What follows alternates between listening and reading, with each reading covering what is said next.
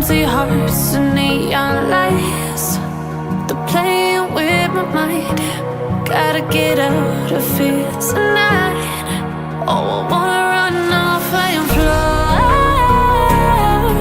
And I'll tell myself it's fine to be alone, just to find somewhere that finally feels like home. Oh, oh, oh. I hate all this overthinking. Oh, oh, oh, oh.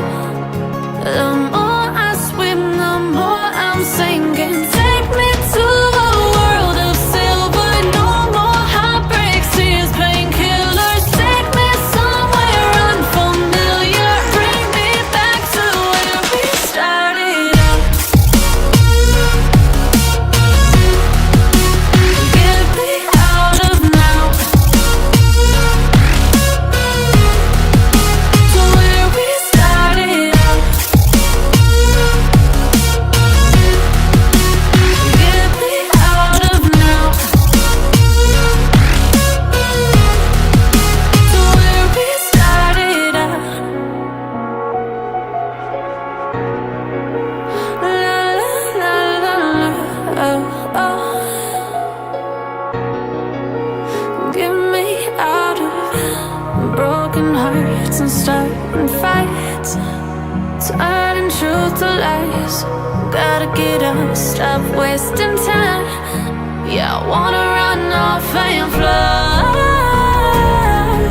And I'll tell myself it's fine to be alone, just to find somewhere that finally feels like home. Oh, oh, oh. I hate all this overthinking. Oh, oh, oh, oh. The more I swim, the more I'm sinking. Take me to a world of silver. No more heartbreaks, tears, painkillers. Take me somewhere unfamiliar. Bring me back to where we started out. Get me out of now, to where we started out. Get me out of now, to where we started out. Oh no, oh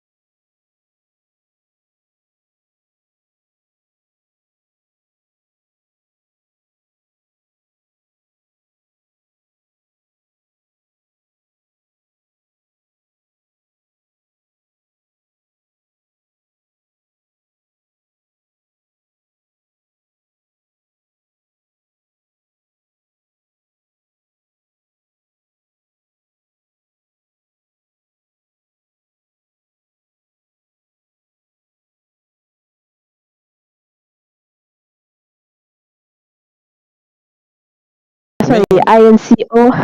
Yeah, I think they saw the gameplay of Kelra in M6 and they be like, yo, Layla shouldn't be kept open because she is deadly with the Malefic gun, with the range. So let's put her out of the map. And if you see game over, they have decided to ban the link. They don't want any assassin split pushing, going to the backline with a Tempest of Blade and getting on their backlines. So he will be taking off the map as well.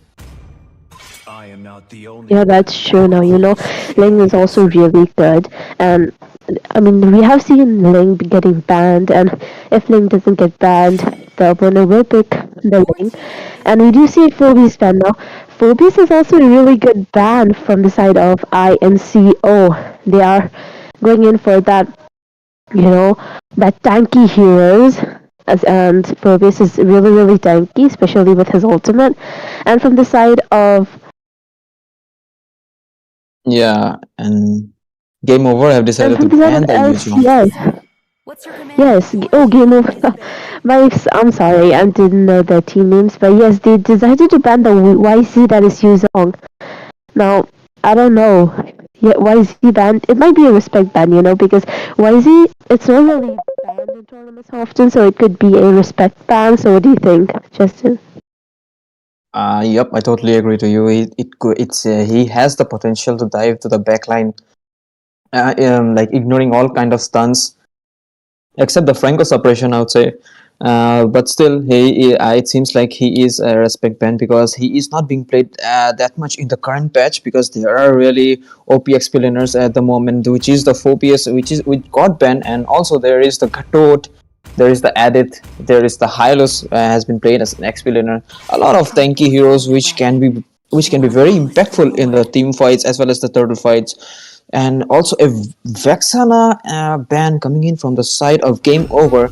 So no more Eternal Knights, but Team INCO will not leave the opportunity to not pick the hero. They will be grabbing the Juxin, which is a really strong mage. And to the respond to it, they have picked an Team Game Over have picked an OP mage as well, which is the Sicilian. He is really strong. He can outrange the Juxin, and both mages are really strong at the current meta. That is true. Sushi with a lantern flare is going to be very annoying, but for the side of game over, they do have the Sicilian to counter out that Sushin. Just and if in late game Sicilian is going to be so helpful, and especially in those lane clear rings. I mean, Sicilian pick is also really good. I mean, Sicilian, he is like one of the best mages out there. And game over, they do decided to take the Mensitar now. Mensitar is also Ooh. going to be very annoying with his ultimate, of course. So, what do you think about these picks so far? That's right. The King's Calling could be a counter to dash dependent heroes, but Team Iron Zero doesn't care, like they pick Minchita or whatever. They just insta lock that Hayabusa as well as the Bruno. The being a Haya, he might face some issue, but I think he has the confidence that he will dash into the Minchita ult. He will even bait out the ultimate, and he can do those fast hand combos to be more impactful in the game. And his OG Shadow Kill, it's like a nightmare to the backline, the mages, and the MM. And with this, to the answer to the Bruno, Team Game Over have decided to go with the Claude, which is a really good mage too because his Blazing Duet will be really impactful, especially catching the Juxian in the backline. What do you think about that, Numi? I mean, I don't know about the Claude pick honestly, because if Bruno decides to buy that win of nature, then Claude is going to be in a really really bad position, and especially Bruno's damage is so much even in the early games. So I don't know, man. Hmm. The Claude pick is pretty questionable here. And the side of game over, they did show the Granger now. Granger can also be used in that jungle lane. So maybe INCOD will decide to ban the Granger later, maybe. But they do decided to ban the Carmilla. Now Sicilian and Carmilla combination is going to be good. So they just said we're not going to give Sicilian his lover, so we'll just ban out the Carmilla. That's right. No, no, they don't want any couples. They are the couple offenders, it seems. But yep, Sicilian have to be solo, and they might be providing a frontliner as well, so that he doesn't feel lonely and he could be more impactful in the game as well. And if we see about the bans of Game Over, they have decided to ban the Gatot. because both of the teams, see, Minchitar could be a flex pick in the roam as well as the XP. And a Tigreal ban coming in from the side of game over, because the implosion could be really annoying. Like he could be like going inside the Minchitar's ult and using the crazy stunts. This could be really annoying to them. And the final and the last ban that could come from the side of ENCO might be an, any guess? Honestly, both of these teams, they are like kind of targeting those roaming lanes. So yes, I mean, I kind of thought that both the teams would ban out the Roma because from the side of INCO, they banned out the Carmilla and the Kufra. Banned out the Carmilla in the first one, and from the side of Game Over, they banned out the Tigreal and the Gatot. Now, all of these three, bans, the roaming ban is really, really good. Especially as you mentioned, Tiger with its implosion and Gatot with his AOG, of course. And since Gatot, I mean, I think Gatot is kind of in the meta right now, so Gatot ban is also really, really good. But they also have the Mincetar. If Gatot uses his AOG really perfectly, Mincetar can just go in with his ultimate and it can be game over for the side of INCO. I mean, the side of game over, they could have won if they had the Gatot, but they didn't want the Gatot maybe. And Hmm, game over, they do decided to take the Alpha. Now, what do you think about this Alpha pick? It could that's right. go to the Hyper jungle side. I would say like he could be a really good frontliner melter as well as a frontline himself, because he has the sustain to be a frontliner himself, and that Tirusla might have a hard time facing him, because the alpha's true damage is cannot be ignored by any kind of defenses, because he does hurt a lot to the tanky. Whoever like gets him the passive with the first skill, second skill, his basic attack will hurt a lot, especially with the war axe. It becomes like he deals a lot of true damage. And a Chow in answers, though they have a lot of dash heroes, I would say. Haya, a Chow, they just doesn't care like what Minchitar or whatever, I guess, and or maybe they know how to deal with the Minchitar. So excuse me, that's a really good pick. And the Hylos could be a really good pick, because the Sicilian do need a sandbag in front of him to be more impactful, and also something that can protect him from the Hayabusa. So it might be okay. Okay, it will be an Atlas. So, so far, what do you think about the draft of both of the teams, Numi? I mean, I like the draft of the side of INCO because they have the Zushin and they also have the, Terizla. Now, Zushin is Hmm. going to be very annoying, especially with her lantern flare. Even if Alpha decides to come in, like go in first and just kind of knock up them, Zushin can easily use her Purify. Even Bruno has Purify, so Atlas here is kind of a really questionable pick because Zushin and Bruno, they are two of the main heroes for the side of ICO.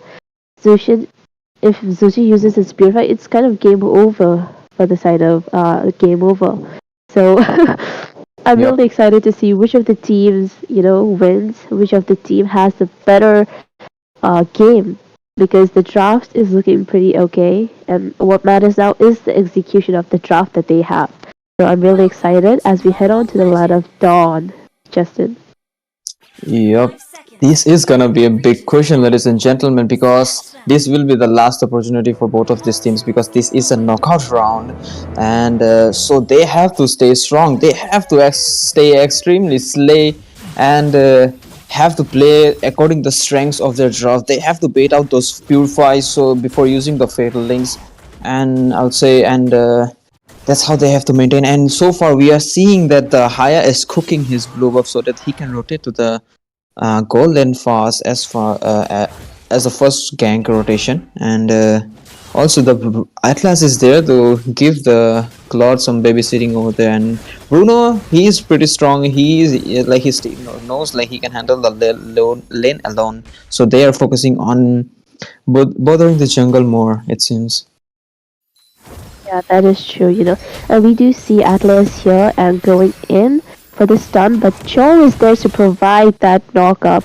Now Zushin with her lantern flare is going to be very annoying. And if you look at the top lane, oh my goodness, the Ooh. damage that Terizla is dealing.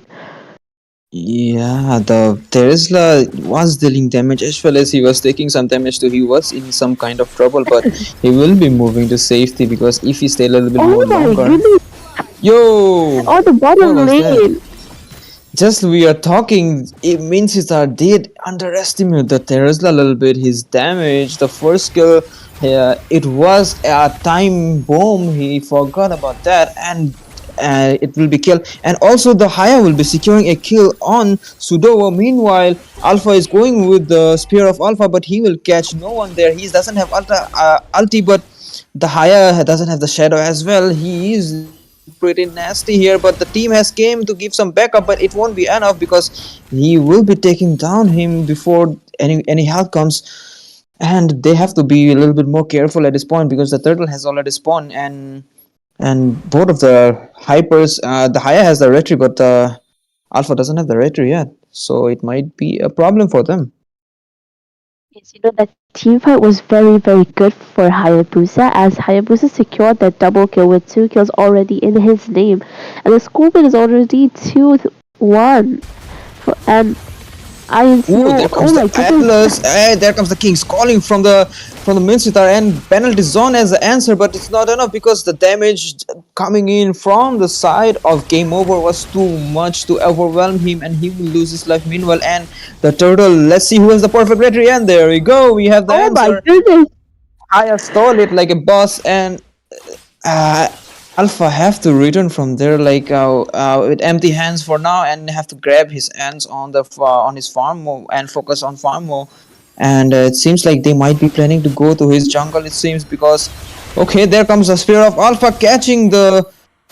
Ooh, the it won't be enough because Alpha will be taken down from the Hayabusa, and Sicilian is trying to protect the Alpha's buff, but it won't be enough. There comes the quad shadows dealing some burst to the Sicilian, and he will be using uh, the impact. Not enough. So, what do you think about that, Numi? Side of INCO, they are doing so good on the team fights, especially, you know, Joe just going in with his Chikundo and just knocking up the enemies and then using his ultimate, of course. And we can see that Bruno is not at all facing any problems there. He is all alone, but still he is doing his best to just kind of play safe and wait for that late game Oh, this spike. And could oh be a my god, fight. guys, we can There look. goes a big clash coming. Seven clock coming in from the side of Sicilian, and the blazing duet has been popped. But the Chow will be catching the Claude with the way of the dragon, and Bruno will give some follow up, getting a double kill there, and this could be a triple kill because. Okay, and Juxin will be showing some aggression and securing the kill on Sudowo there. This is they are pretty good in the team fights. The micro skills coming in from the side of INCO is pretty good, I would say, and the turtle is coming in 15 seconds, so they have to be cooking for that again.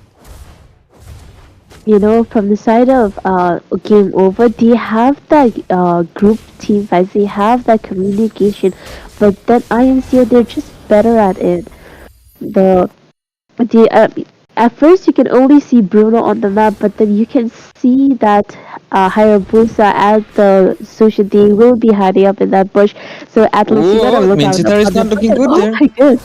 He will be using the I'm Shadow Kill, surprised. and the Fatal Link has been connected perfectly, taking down the Hayabusa. There comes the backup of the Alpha, but it's not enough. He will be coming back and forth because the Lantern Flare of the Juxin is pretty annoying. Look at him, he's throwing here and there, and there comes the follow-up of the Terrorist, and Alpha will be get killed there. And this could be a tier 1 turret takedown because there is a minion, and they have cutted the lane, so another wave is coming, but Sicilian is there to hit the wave, and meanwhile Juxin is cooking the turtle for the high in the process there. Yeah, and Ikari, he is going for that tanky build, to go in without dealing without any damage, but you can't bring out that backlane heroes in front of your teammates. And oh Penalty my zone goodness, has been popped, trying to catch, but he will miss it.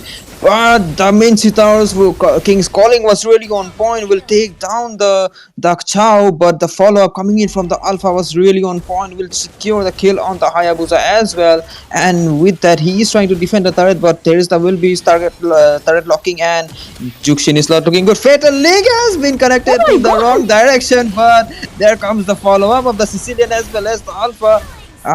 There it is kind of good, but the trade was not enough, I would say. It's like 2 for 2 trade, but that was a wrong ulti. He should have dragged them towards himself. What you say on that, Numi? Sure, I don't know. Maybe Atlas was just panicked. He saw two people on both the sides, and he just went inside the enemy's turret. And Bruno will take down the tier 1 turret on the bot side, where Minsitar. If you look at Minsitar, Cho is going in with the G Kundo. Oh my goodness! The Wave Dragon was there, but okay, there comes the reply of the main Sitar as well, coming in with the King's Calling. Penalty zone has been popped, but there is no way he can escape the situation because the damage was there. Meanwhile, Hayabusa is securing kill on the Hyper Hero. That is the Alpha, and look at the poke of the Juxin. She is zoning the mage out of there, and this might be a tier 1 turret, but Sicilian Sanguine Claw coming in. There comes the Chow with the Jikundo, and follow-up coming in from the Juxin was really on point, and they will be securing the kill on the Sicilian. They have to play a little bit more safe, especially the game over. They have late game heroes. They have to play a little bit more safe so that their heroes could get the damage spike they need for the late gaming. And oh my goodness, the Wave Dragon! Fatal Link has been wasted miserably. Blazing Duet has been popped, but was not enough to make their HP low. But Alpha is pretty low, but he is in a good shape to return to the base again. And this will be a third turtle, or maybe a Lord. They have not waited for it. The Lord was there, the mark was there, but they have started the turtle. I mean, at this point, they just want that gold. They just want that early game damage so that they could just dominate it, and they are not letting the side of game over farm at all. They have the Sicilian, but there then comes the penalty zone right on 2 people, and the King's Calling was there to as a disengage was really good, because this could be end up really bad because the penalty zone did hit 2 people on that fight, and Hayabusa going again with the Ogi Shadow kill will be securing the kill on the Sicilian. He should be playing, and the King's Hook was really on point. There comes the follow-up. Alpha is dealing crazy amount of damage, so as the Sicilian, but he will be taken down, and it's the last man standing is the Claude, and that's a 4 for 2 trade coming in from both of the teams. Zushin, her lantern flare is so OP. Like, you gotta ban Zushin, If you don't, oh my goodness. Terizla is not looking in good shape. He will be using a defensive penalty zone, but look at that. Juxin will be taken down from the bad impact of the Sicilian, and there comes the Atlas trying to get the hands of the Bruno, and they will successfully get him. The stance was really on point. There comes a really good macro skills coming in from the game over. At this point, INCO, they're just throwing. Zushin got that triple kill and thought we can just end it here, but no. The side of game over, they did defend really well, and maybe the tier 1 turret off from the bot lane of the side of INCO, it will be down, and it is, and Chow is not looking in good shape. There comes the backup of the Atlas. Want to use the Fatal Link, but he is saving it for the perfect moment. There comes the Sicilian and trying to give some poke on the Terizla so that he doesn't be much effective, but Haya is not there, so they will be retreating back to safety, and this is a 4v4 right now. Both of the hypers are there, and there comes the shadows, and Ogi's shadow kill has not been popped. He is being a little bit more careful while using it, and the Alpha is pretty low. He should be recalling, and they have started Team INCO. They know what they are doing. They have started a lot. They are not waiting for it because the Alpha is low. They know it, and they will not come to contest it. So that's the perfect time to take the Lord. Yes, that is true. INCO, they saw the opportunity and they just took down the Lord. And this is not going to be that 12-minute Lord, so it will be helpful to take to take down those inhibitors, and Lan is alone there. And oh my goodness, There comes the Hayabusa higher. going in with Oh, his that. shadow kill was really on point. Will take out the cloth there, but he tried. He was really low. The stance was really good, but not enough because he will be coming back with the quad shadows there. Yes, and Mitsita, he has that thunder belt. He has been stacking up that thunder belt. He prioritized that thunder belt early game.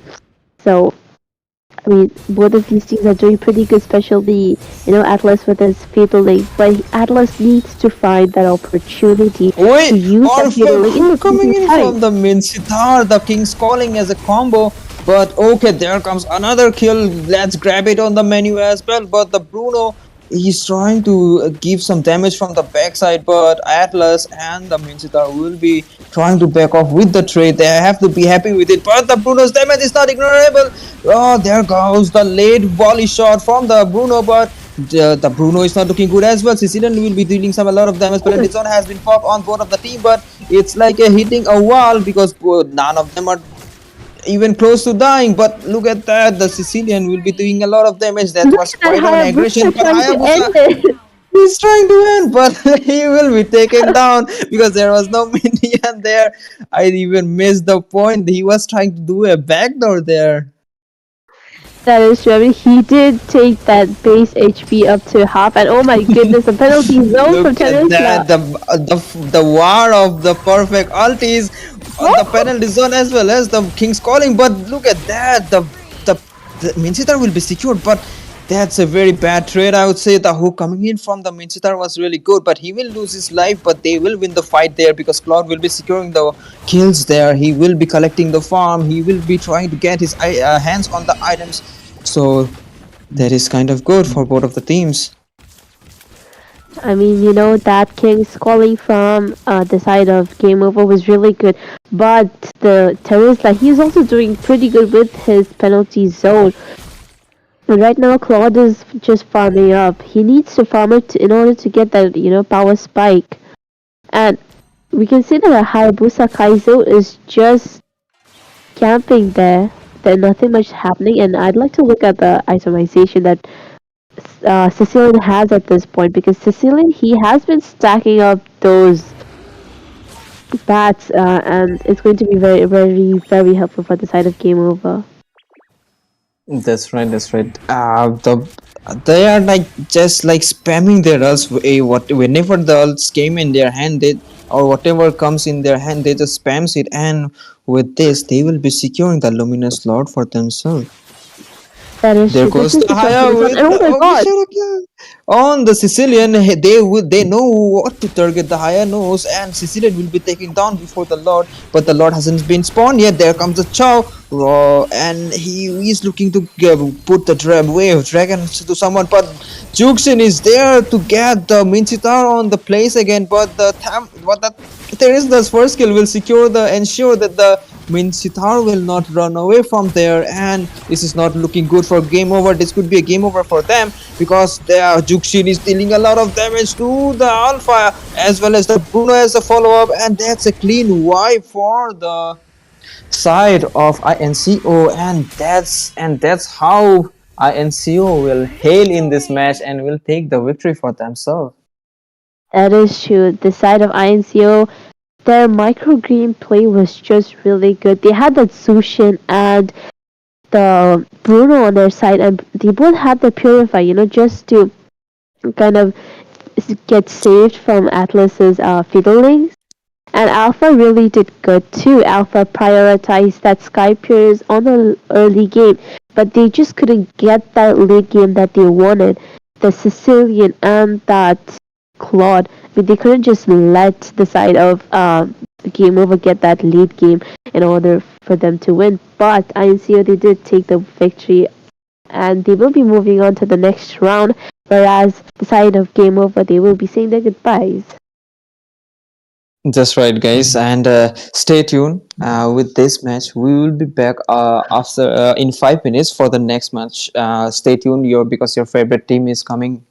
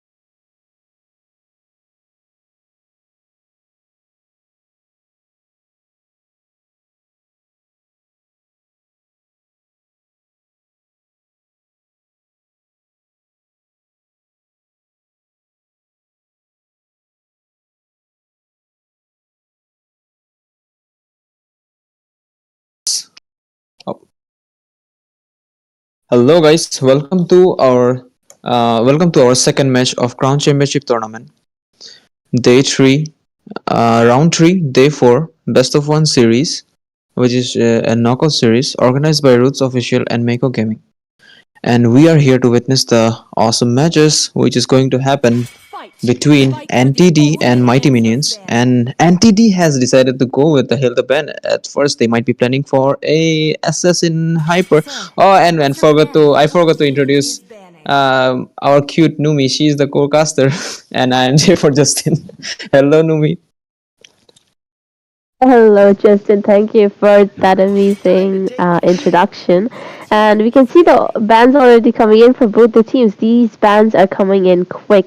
They want to get onto that match really quick. From the side of NTD, they banned out the Hilda. Hilda is really, really good, especially with that uh, buff she recently got in this new patch. And Bruno, well, we saw how Bruno did in that last match. So, I mean, I gotta say, Bruno ban is really good. And Mighty Minions, they ban out the Fanny. Fanny also received a buff in this new patch, so Fanny ban could be a respect ban or just an annoying hero to ban out, Justin. What do you think? What are your predictions on the second ban? Definitely, I will totally agree to it because if there is a good Fanny player, he will do utilize the buffs the Fanny have received, and they might be banning the Hilda because they might have been planning to go with a Fanny or an Assassin Hyper so that they can decrease the chance of invade. And with these bans, we gonna see a Juxin ban as well, and both of these Bruno and Juxin ban has been played in the last match, and they have managed to get the victory for themselves. So that's a really annoying pick. Heroes they realized it and they have decided to ban it since they don't have the first picks, I believe, and they do not want to give it to the enemies. And also a Matilda ban coming in from the side of NTD. What do you want to say on that, Numi? Matilda has that really, really good mobility, especially with her circling eagle. And if someone decides to go in the fight, like in the team fight, but it does not work out for them, Matilda can just use her second skill and just bring that teammate back to her side. So I think Matilda ban is also really, really good. Now we do see Phobius getting banned from the side of my team minions, but Phobius is also really good onto the EXP side, especially if their opponent has those dash heroes. I mean, you gotta take that Phobius, and NTD, they have decided to take the Sicilian. Now, what do you think about the Sicilian pick? I think the Sicilian is one of the biggest and like one of the nicest damage dealing mages out there. So, what do you think, Justin? Yep. Sicilian has the whole package. The bad impact, like to deal some damage, and also it goes for the late game. Also, he is a really good spiking from the mid to late game, and he's like kind of tanky as well with the best bat feast and all. Because he can sustain the assassin attacks that could come to him. And also with this, also the Mighty Minions will decide to go with the Suyu pick, which is kind of been picked a lot in tournaments, I would say. I'm seeing him a lot, and the Khalid as well. Despite of the nerf, he has been picked a lot in these days with his Raging Sandstorm skill set, and the sustain second skill is really annoying. He could be played as a roam as well as the XP laner as well. And there goes the lover combo, the Sicilian and the Carmilla. What you wanna say on that, Numi? Oh my god. Sicilian and Carmilla combo, man. This is just one of the greatest couples and combinations in ML Mobile Legends 5v5. If Mhm. Carmilla goes in the fight, uses her curse of blood, and if Carmilla is low on HP, Sicilian can just grab Carmilla inside of him, and Carmilla can just escape just like that. Now we do see a Joy pick. Now Joy could go onto the jungle or maybe to the EXP. I mean, depends on what kind of team composition they're going. And side of Mighty Minions, they have the Valentina. The Valentina has a various options, various ultimates to steal. Either she can steal the Carmela's Curse of Blood, or she can just steal that Sicilian's ultimate using her IMU. So, I think both of these picks so far are really good, Justin. I totally agree with you on that, Nomi, because the IMU is really good answer to the curse of blood that might come from the Carmelian, and because of that, she will not be able to walk around so freely because the Valentina will be lurking around somewhere to get her hands on the curse of blood, so that she can connect everyone on the team fights as well as a response to the Carmilla, and the joy she can copy the joy also to have some movement with the electrifying beats. So really nice answer, I would say. And the bans, both of the teams are banning really OP tanks and glue. Okay, glue has been picked a lot there recently as well because he has quite the sustain in the matches as an XP learner, and he can be really annoying like climbing on the enemies. His split combination, like, he's really annoying and can pull the enemies low. So, and also a cloud when coming in from the side of NTD because the blazing duet could be an issue to the Sicilian. So we might see a roam pick from the mighty minions, and it will be a Tigreal with the implosion. I mean, Tigreal is also really, really good. And Tigreal's implosion, if Tigreal decides to land that implosion in the correct time, and that is just game over for their opponent. And judging by the fact that they have that Valentina on their side, and Valentina can just steal away that Sicilian or Carmilla's ultimate using her IMU. If Tigreal decides to make the perfect implosion, and if Valentina has Carmela's Curse of Blood, it's just game over. That is one of the biggest combinations that I would like to see in this tournament. Because the side of Mighty Minions, they have that Mhm. Valentina and they have that Tigreal. They also have the Khalid's Raging Sandstorm. I mean, the side of Mighty Minions, their draft is really, really good, and Yeah. even the side of NTD, both of these drafts are really good, and I cannot pick a side. Now, Justin, which, if you had to pick a side, which side's draft would you pick? Okay. If you see in entities pick there, the last two picks are really wise. The Nathan's entropy will not be copied, like, and it will be not much that's useful. So that's a really good answer to the Valentina. And if you see on the wombo combo, they have quite of a wombo combo, and that's why the answer they for that they have taken the purify. So I will go with the entities draft because I think they know what they are doing, because they have the purify, they has the front lane, they have the damage for the late game scaling.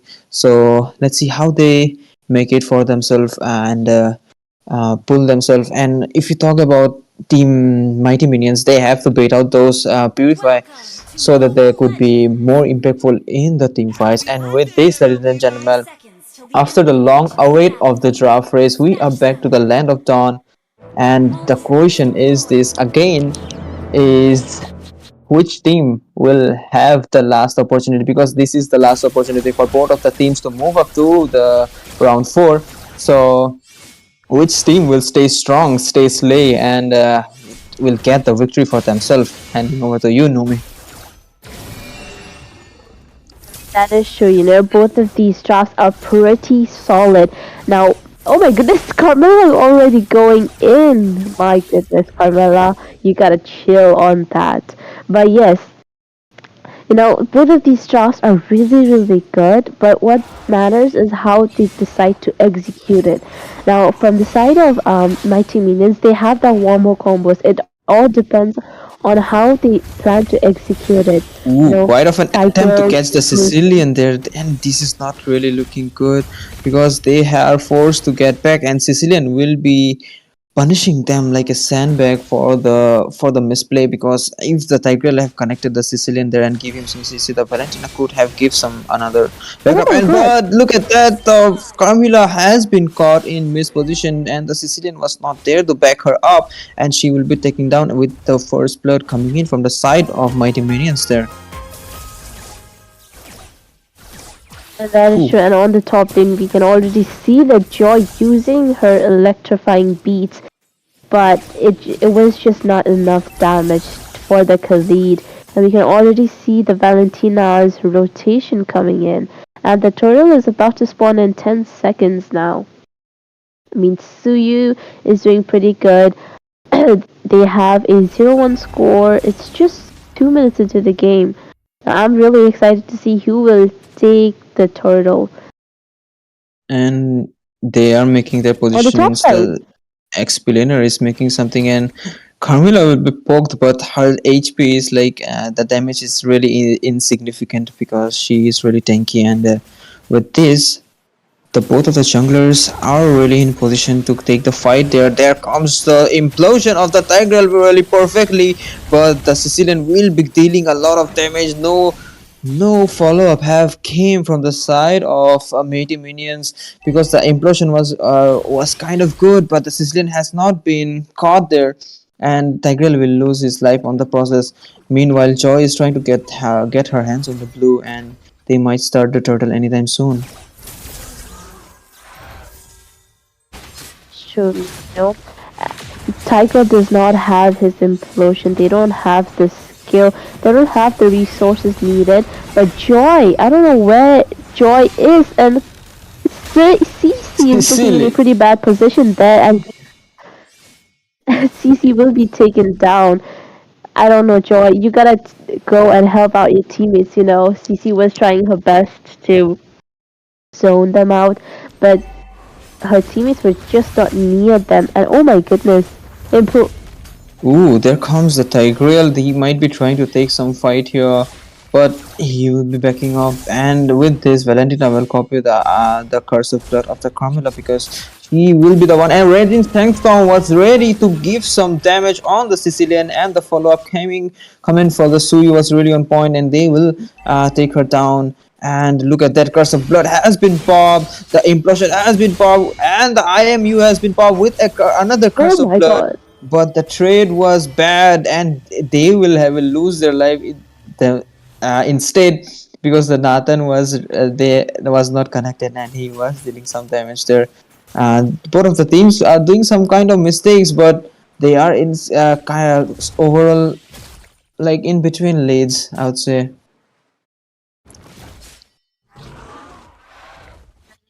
Both of these teams are doing really, really good. The trades coming from both of these teams are so good. And oh my goodness, Carmela is going in and zoning out that Ooh, Khalid. the entropy has been You can popped from the already Nathan see. trying to Oh, burst out the mage there, and the Nathan is in 1 HP, but Khalid will be securing the kill on her as well as losing its life there.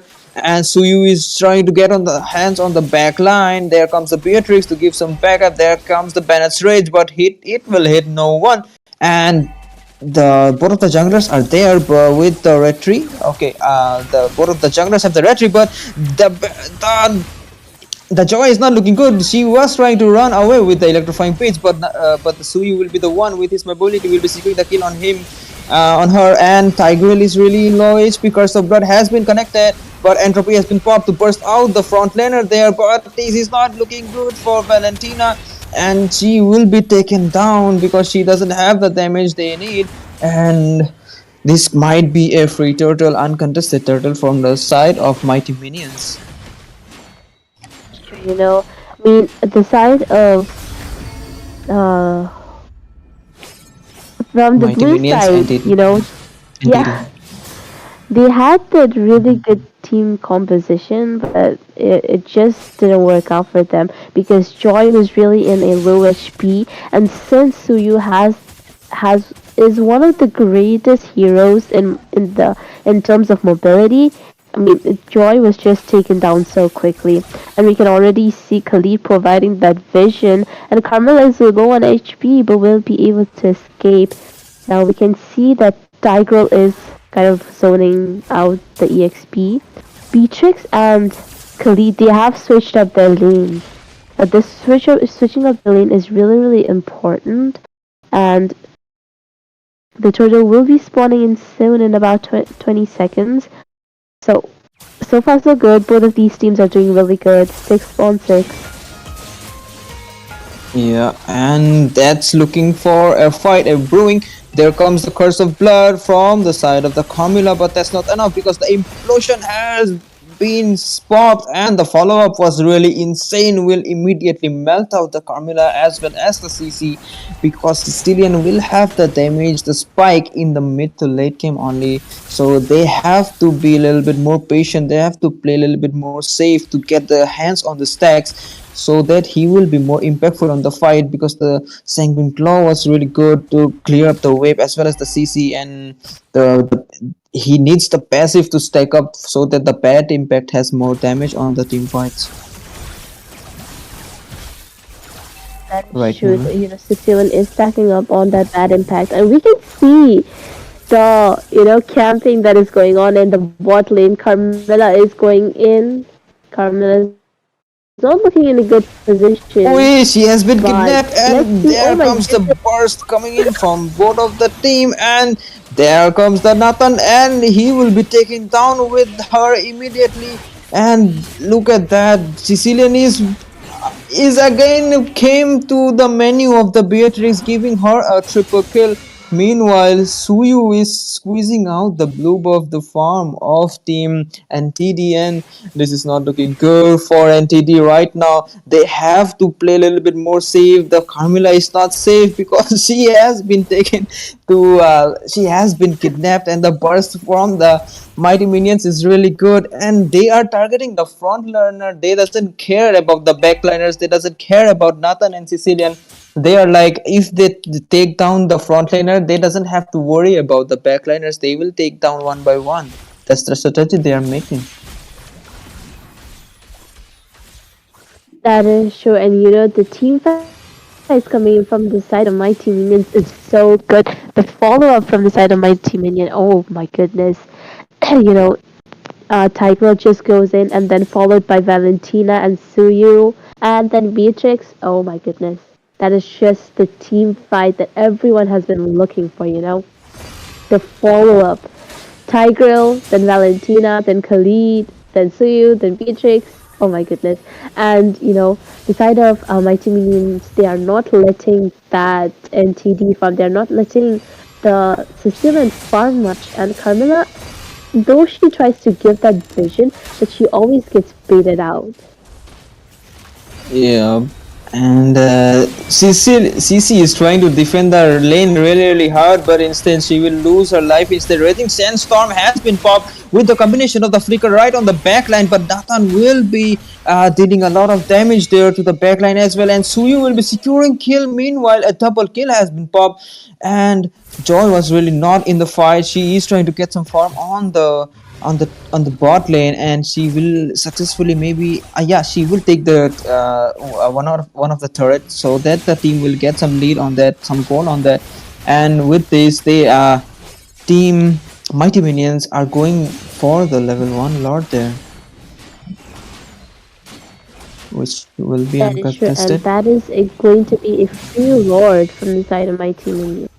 And, Joy, I think Joy realized Yukiri really realized that it's not worth going into fight, so I'm just going to go to that side lane push if we do have a chance to come back, because the goal lead now is not looking so good. The goal lead is already 6k and it's only like 10 minutes into the game and the score is 9-15. Implosion has been popped with the follow-up looking too good. With the follow of the Beatrix, and again the CC will be taken down. They have lost another frontliner in this scenario and the Lord is marching again and they have to be prepared. There comes the CC on the Carmilla, there comes the curse of blood, and IMU has been popped with the connection, but the Carmilla's connection was really on point. Will be connecting 3 people, will burst down the fight there, and that's a really good response to the team fight, and Joy is really ready to defend the turret. I guess because Anahi, she is not going in because they have a lot of more people that can clear the wave way faster than her. Yep, handing over to you, Numi. Ooh, she will be taken down. Why she is playing so aggressive and she will be bursted down there. And Joy is getting some farm. Entropy has been popped from the Nathan, trying to deal some damage, but he will be playing safe as well because the Carmilla is not going there and she doesn't have the Curse of Blood in her hand. So both of the teams will be playing safe, but they have managed to maintain some farm, I would say, because they have wiped out once and push some decent turrets, so they have some farm and some items, and then Nathan have secured the holy crystal meanwhile. That is true, now from the side of entity, if they want to do the comeback, they are going to depend on that Carmella's Curse of Blood, because if Carmella's Curse of Blood lands on the perfect time, it is just game over. You can Alright, there already comes see the Raging Carmella going Sandstorm with the combination of the implosion. There goes the Curse of Blood as well, but the damage of the Beatrix is really good. But Nathan also showed some damage along with the Cecilia to make them understand they should back off now. But it's the two of them standing there against the five of them, but they are forcing the turrets one by one, and they both Sicilian and Nathan is trying to defend the lanes so that they can get the farm also. Let's see if the frontliners can get back in the fight as soon as possible because they are not really looking good. But second cross has been propped with the bad oh my fist. god, There comes the barricade and it will miss it, but if that could have connected, the Sicilian would have died on spot. But the sustain of the Sicilian was really good, I would say, and this could be another Lord, a Luminous Lord coming in from the side of Mighty Minion because Team Entity is not looking in any good shape to be in the fight again, and Joy is going to the bot lane again.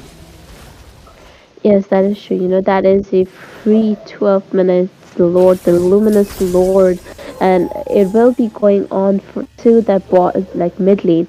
And if they can defend this Lord, then I think they might have a slightest bit hope to do a comeback here.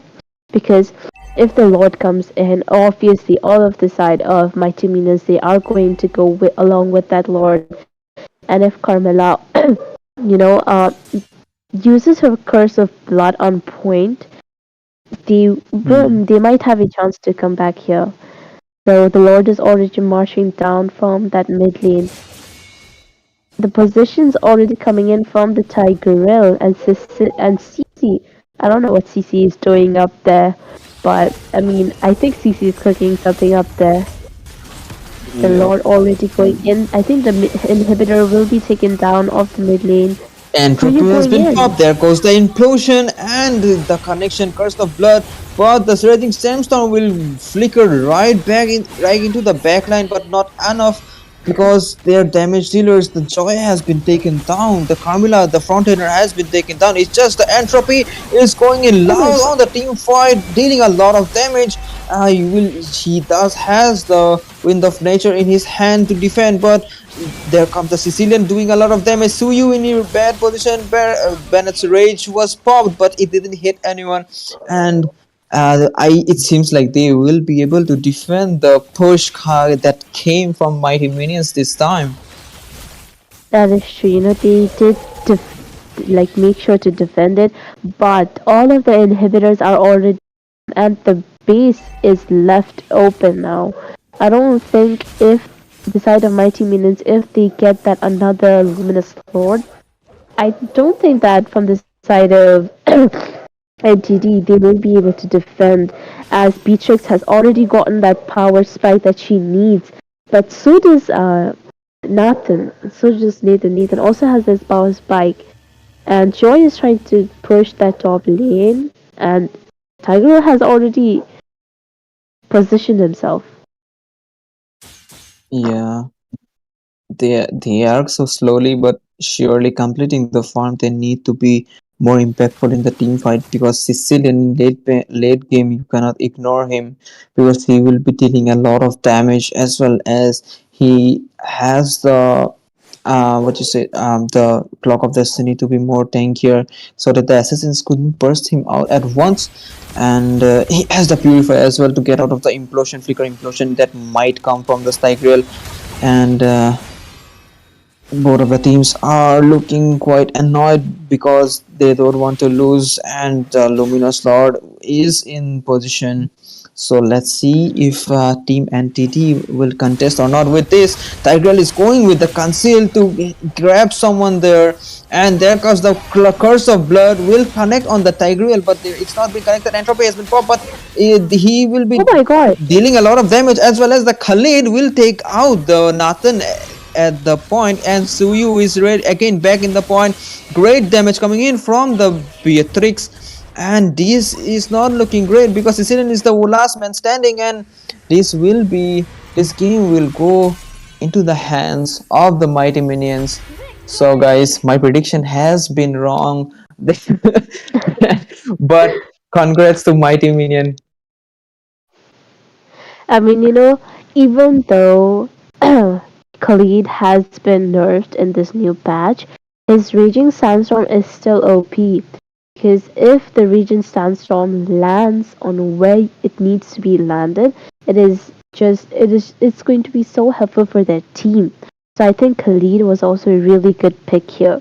Now, the side of NTD, they also had a really, really good team composition, but Joy was just not in the mood. Joy was trying to mark out that Beatrix in the late game, but it was already too late because Beatrix already had his or her power spike.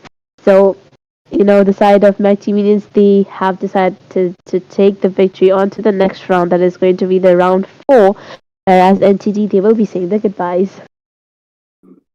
Yep. With this, guys, we will be back after a short break. Stay tuned.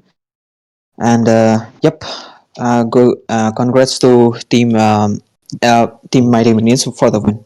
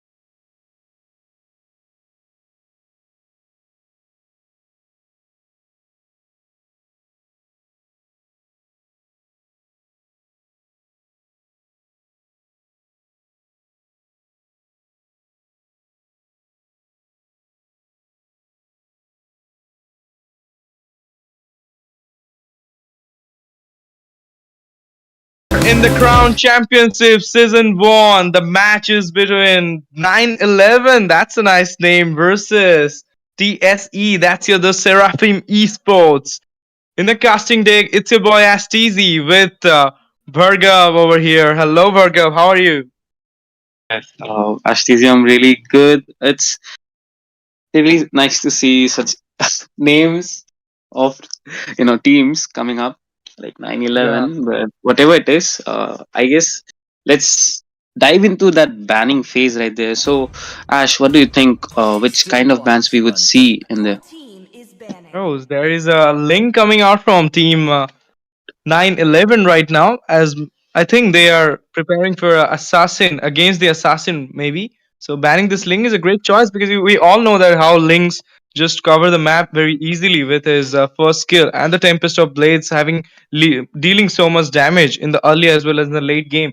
And he's a meta assassin. And do you know that, Vargav? He is the most banned assassin following Hayabusa this year. It I mean can this be. season. Yeah. That's very obvious because of his map coverage as well as his critic damage. So Yeah. that makes a very obvious thing that he would get banned throughout this meta. And as TJ, we can see Fanny getting banned here, and that has become a thing because of a recent patch. She did receive buffs, so she rather than going damage, she can also go sustain right from the early game. So what do you have to say about that?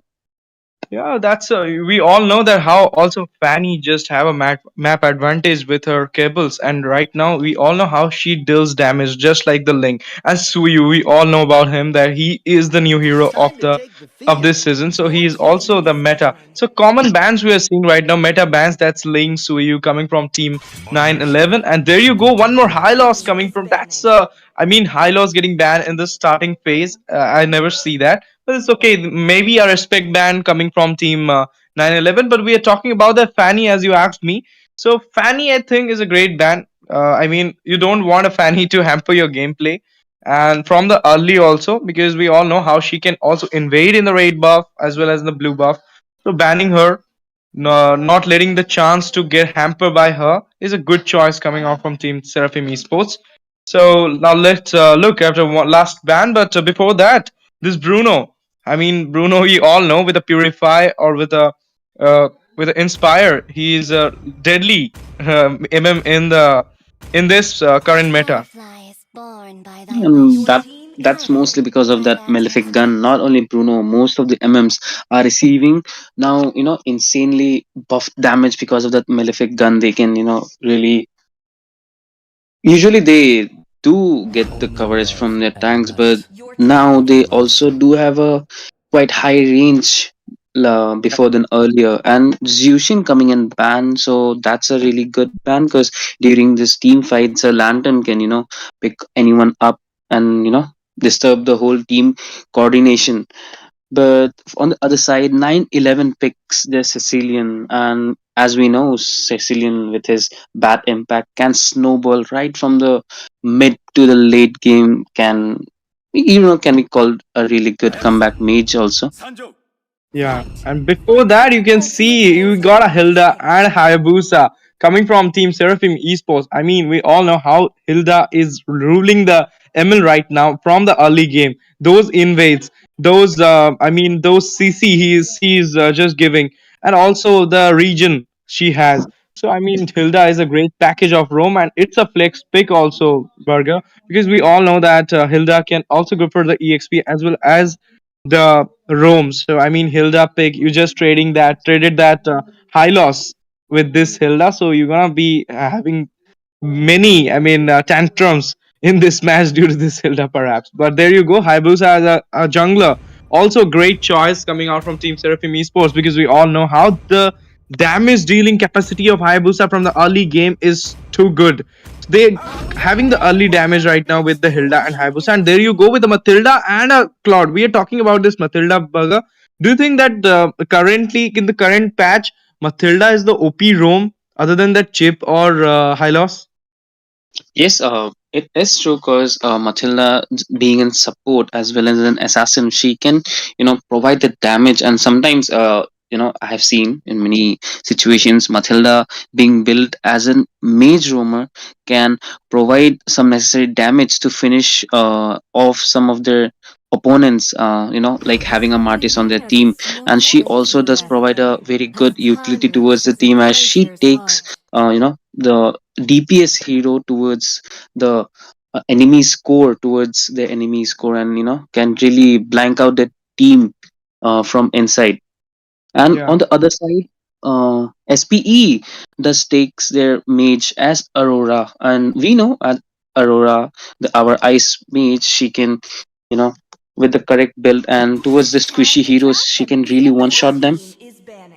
Of course, and this ban coming out for Joy. I mean, all the assassins are getting banned. Suyu, Ling, Fanny, Joy right now.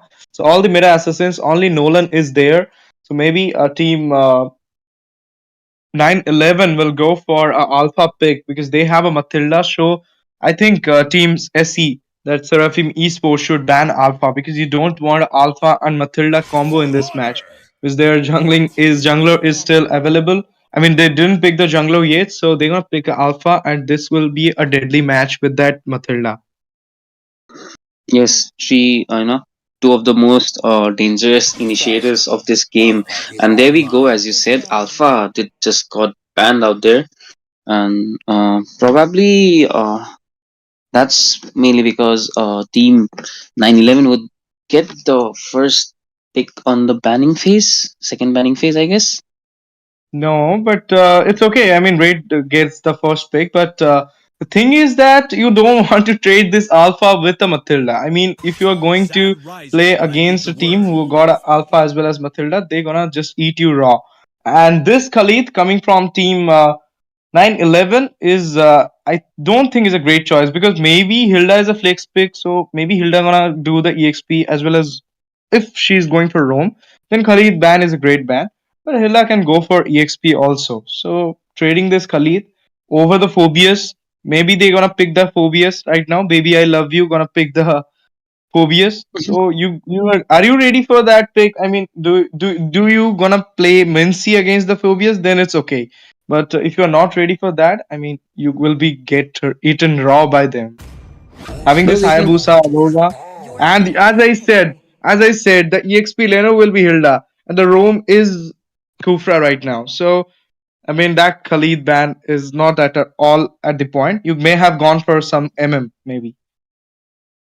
Yes, truly. And as we have seen, Ash, the team of 911, their mage as well as their most probably roamer, they both have taken Purify. I guess that's against Aurora. Yeah. So, do you think this would work out instead of an Flicker for, mainly I'm speaking about Cecilion because having that Purify, he would be saved, but then he can't be saved from the damage if, Hayabusa or Hilda jumps in on him. Of course, and there you go. Our both favorite Roots and mine favorite Pedrin is here for the jungling right now. We all know the current meta is just helping Pedrin a lot. I mean, he got a recent buff in the recent patch. So, I mean, Pedrin getting by Team 911 will have a great chance with this Matilda because you can also escape with the help of the Matilda. But CC in the EXP lane against that Hilda, do you think, Burger, I mean, they're going to match this thing like CC against that Hilda? See, it's a very tricky thing because I guess, but Hilda would have an upper hand as she would get having a passive. That's the biggest thing. She could regen in her bushes, and she also with her stacks being filling up, she can do a lot more damage time to time. So I guess Hilda would have an advantage, but then CC, as we know, she's also very notorious, and she has a lot of movement throughout. So it's gonna be a double-headed sword. So let's see who swings it. Yeah, of course. That's what you say. Indeed, you just said it right. I mean, we're looking after this match right now because the draft is already here. And this is a great draft. But as I always ask my fellow caster a question that whom you gonna be baiting on? Okay, so I guess I would, if looking at the team composition, I would say, if team 9-11, I would say 9-11 because they do have the Sicilian and the Fredrin in on the front line along with that CC and Matilda. So you know their main core damage dealers, which are Claude and Sicilian, would have a great time escaping and having a good front line in front of them. So yeah, I would go for team 9-11. But here we are in the land of Dawn right now in the match of the Crown Championship Season 1, day per round 3. That's between the great 9-11 versus in the blues, the red side, we have the Seraphim Esports. Both the junglers have started their jungling right now. As you can see in the EXP lane, there is some tension building right now with the Hilda and the CC in the EXP lane. I mean, that's what we're talking about. That if the CC can match the Hilda, I mean, the whole team Seraphim. Currently, I forgot to tell you, Bhargav, that I'm going for the team Seraphim. I'm with them. I'm betting on them. So there you go. Kufra is hiding in the bush. Maybe go for that. No, Matilda came here, and there no invade will be happen by them. But as we said before, that the EXP lane will have some tension behind. And there you go, Hayabusa in that lane with the shadow, but couldn't manage to take the buff and just return to the gold lane right now. Perhaps we will see a gank at the gold lane. Yes, probably Hayabusa just got stuck down. Uh, did escape with his second skill very precisely. Just got lucky there, or Yeah. else would get finished. And we can see, as we can see, CC is struggling right now because she doesn't have that much of a regen with her skills, and she doesn't even have equipment right now. Yeah, of course, and that's the thing we're talking about. That team Seraphim are literally having the early game heroes, so they have the early game advantage. But I can say a very faulty thing come from the team Seraphim. That's Hilda could have gone for a, I mean, invade, but she didn't went for a invade. That's other thing I can say. But she could have gone for that. Turtle has already spawned into the land of dawn, coming with the ulti from the Aurora right now. Very less HP. There you go. Phaedrin getting the, I mean, Hayabusa getting the kill of the Phaedrin. This is the first blood for the Hayabusa. Aurora managed to kill the roam of the team 9-11 right now, taking taking down that Matilda and going for the turtle right now. It could be an uncontested turtle, we all know, because nobody is there to help Phaedrin to take up this turtle right now. And Hayabusa would obviously, without having any contesting, would easily finish up the turtle because we know his damage of his first skill is so it's really high. And on the goal lane, we can see tension building up between both the MMs. Both the MMs are recalling right now on almost their 10% HP. Yeah. Look at Hayabusa right now, easily taking his raid buff after taking the turtle. There is a mid lane pressure right now on the Aurora. CC already came, ulti from the Aurora right now. Turret damage going for the CC. Will Hayabusa come into this action? No, Hayabusa didn't use his second skill. I mean, he could have gone for that. He could have gone for ulti on the CC, but it's okay. He don't want to engage there. But right now the score is 2-0. It's a great start from both the teams, but I mean, a defensive approach is going from both the teams right now. Going for the goal lane gang. There is also Matilda with the Pedrin camping over there for a goal lane gang. I mean, this could be an interesting gang for sure, Vargav. Yes, that would be a very interesting. I guess Fredrin just got caught in on a fight, but then Hayabusa also uh, runs away with his second skill with ult, I guess. Yes, and a nice finish by Aurora. She easily finished off that Fredrin with her skills there. And That what do you was a think? nice one. I mean, look at that. The Sanguine Claws also come into the right time, and then the Vat Feast of the Sicilian. But Aurora managing to take the kills, and there you go. Sicilian managed to flee out with the help of the Matilda right now. I mean, this match is going very intense, and Team Seraphim is literally grinding. They are going on to that Matilda, but managed to escape from that gank right now. That was a great gank. Kufra is still hiding, going for the stun on them, and Granger is literally managing and a counter strike for that Hayabusa. We could see Hilda did rotate too far from her lane, but I guess she's changing a cutting lane, but no. She just came in to help in with the turtle, and I guess Hilda also does need to participate in such team fights because she's required. And Yeah, that's what I'm saying from the beginning, that she could have gone for an invade on them, because we all know that how Hilda is good at, early. So now the turtle fight is already started. Let's see who's gonna take this turtle, because Hayabusa is so far away from the turtle right now. Taking on the turtle, match has started, and there is a gank, and see, that's a Sanguine Claws coming on the way. And that's a Claude. Oh my goodness, look at that Claude going for that. Oh my goodness, look at that. Just managed to escape at the last moment, and the total fight is still on the way. Passive is still on that Aurora. Very less HP on her. Let's look after what will happen right now. Going for this, and Sicilian getting the kill. It's the killing spree for Aurora, shutting down that Aurora right now. CC taking on. This is what we saw. What do we call action? That's a kill coming for Claude, taking on that Hayabusa, and an ulti on the Natalia by that Fredrin. Sanguine Claws again. Batfish coming on. Very less HP. Managed to take the kill of Kufra. Going for that Granger. Oh my goodness, it's a double kill for that Sicilian. Look at this, Varga. This is what we call action. yes, his bat speed did really help him. Those bats that did finish off Granger there, and as I said, Sicilian, if he is given much farm in the early, he can really snowball out you right to the mid to the late game, and in the situation Yeah. just need to get farm. Okay, we're connecting again, guys. Some connection issues from Burger right now, but don't worry, guys. Let's look at this match right now. Forcing the Granger right now into the turret. That's at the bot lane, going action over action. That gank was a great gank initiated by the both the teams, but I can say that was a 3-for-2 trade. Team Seraphim literally didn't match that gang that much, having those teammates. But that's a good way. But Steve, oh my goodness, in the mid lane, Matilda managed to take the kill. That's a shadow kill coming from the Hayabusa right now, in a very bad position. Safe. That's a Sanguine Claws on that Kufra. Going for the Kufra kills. Yes, Pedrin managed to get the kill of the Kufra. Look at this exciting match, Varga.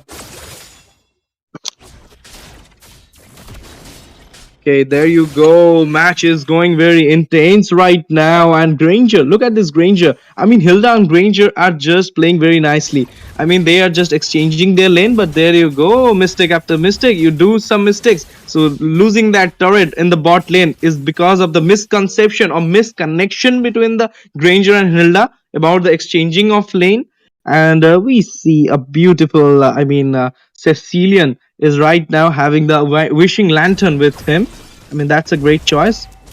You have Hilda is got portrait there in the bush, got just portrait by them. Okay, And still I guess, yeah, am I audible? I guess. yeah. Yeah.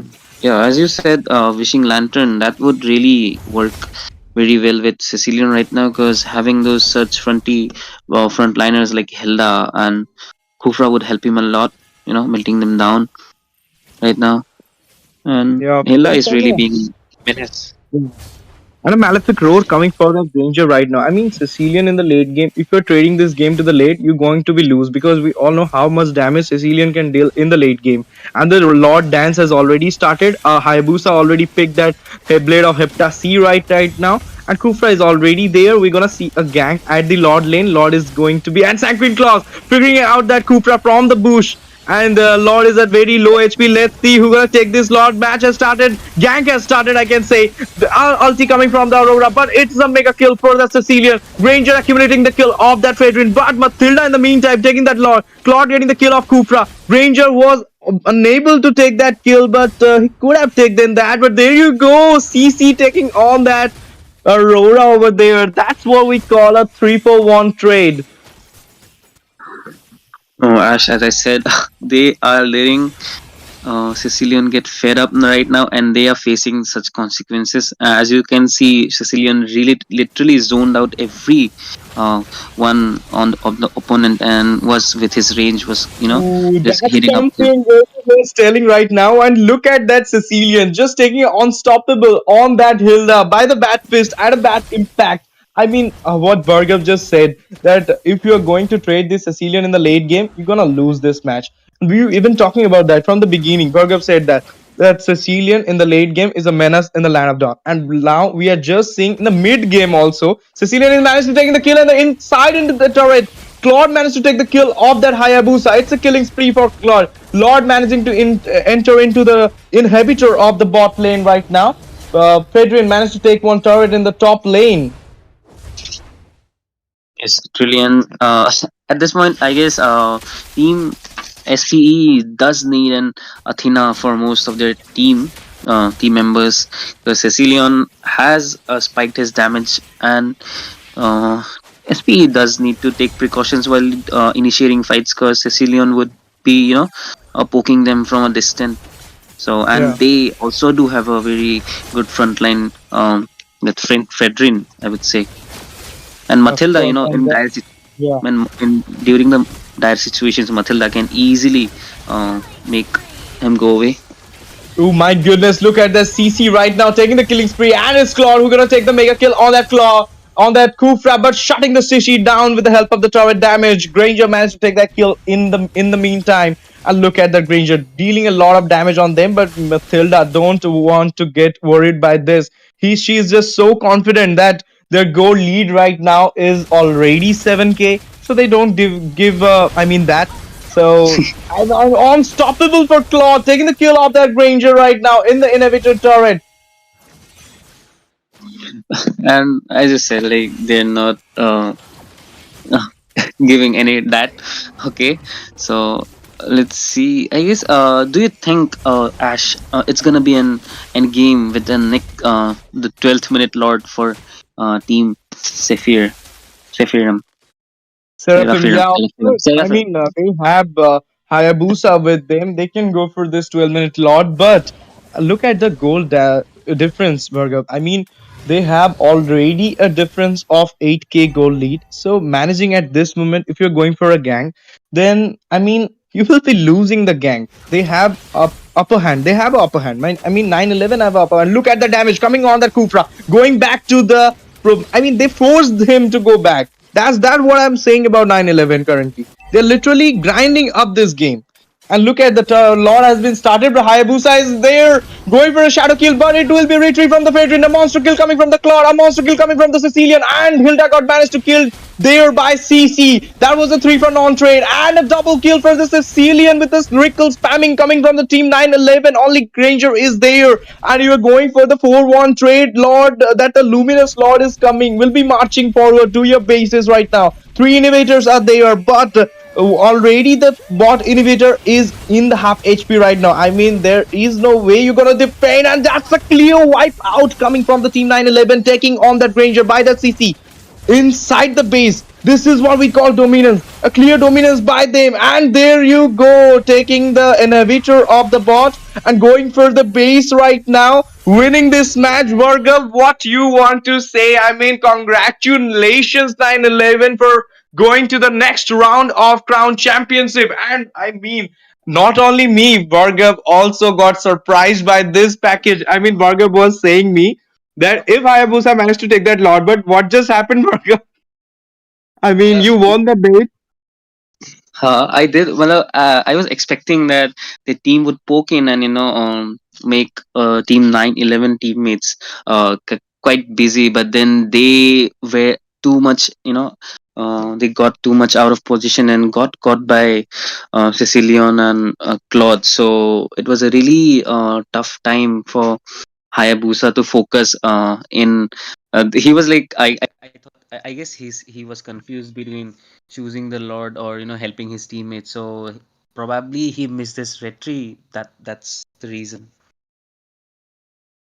Yeah, of course, that's what I'm saying about. I mean, look at that Hayabusa. He is literally playing very nice in this match, but in the meantime, we're seeing that the team, I mean, not the Hayabusa, but all the team members of the team nine, Seraphim Esports have a great pick, I can say, have a great draft. We've been talking about that in the draft phase.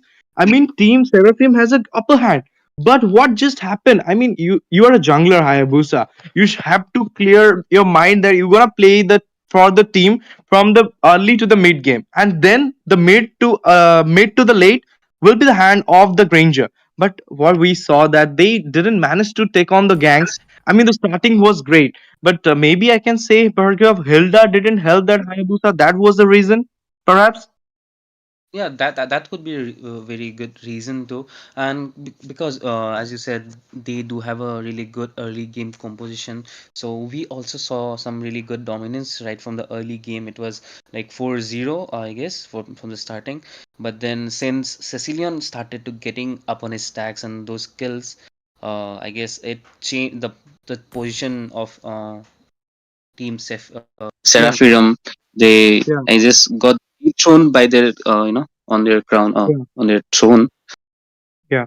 But it's okay, guys, because this is not the last match. This is not the last intense match or a sheer dominance match you saw at the Crown Championship, because so many more matches going to come after this. But before that, we want to take a short break. And in during that short break, you can hit the subscribe button, share the stream to your friends so they can also enjoy this type of actions. Don't forget to like, don't forget to comment what was your favorite part in the game, and thank you for watching, guys. Stay tuned with us. We are just coming back after a short break.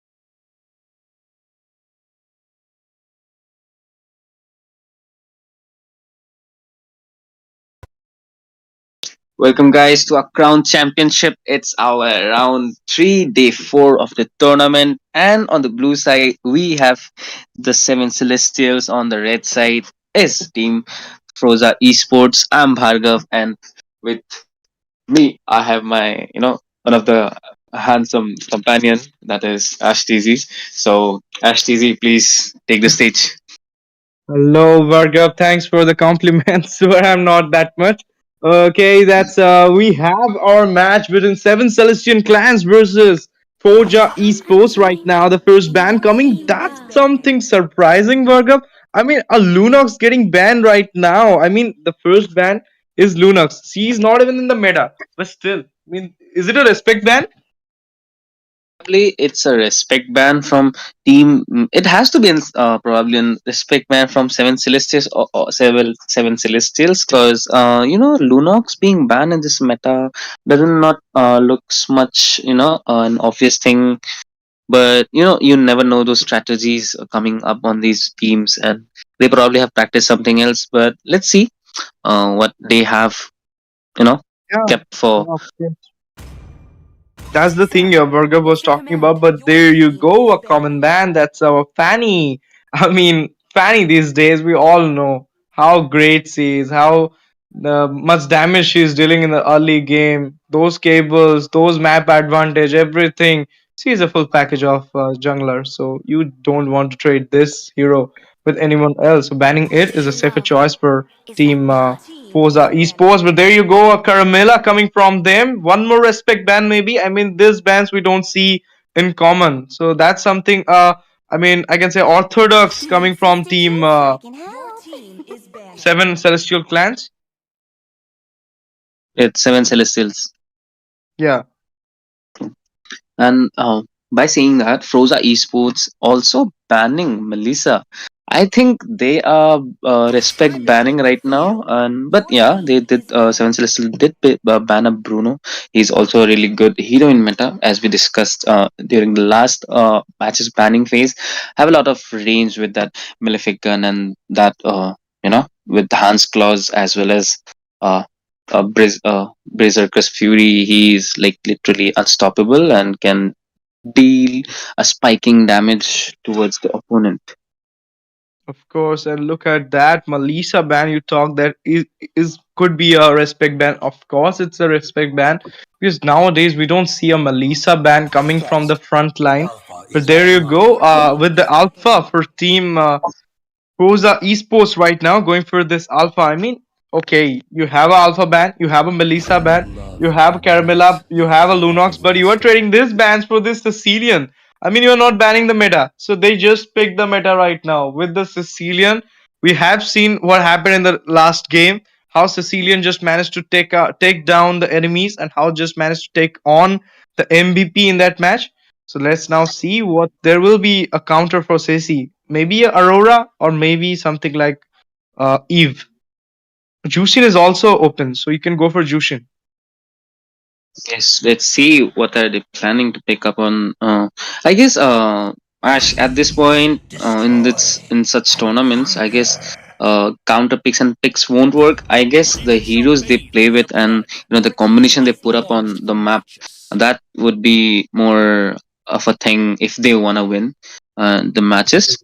And with saying that, they pick up Zask, very you know rarely seen being picked in this meta, as well as a very good Yeah, Infosys. currently I'm in surprise that is Kai's bro, our streamer, just started a ranked match or what? We are seeing some ranked picks right now with some ranked ban. So that this is something strange and this is something orthodox from both the team. But that chip right now, not even in the meta right now. Chip is now I think a bit down. Then Chip is I mean Mathilda is better than Chip, I can say.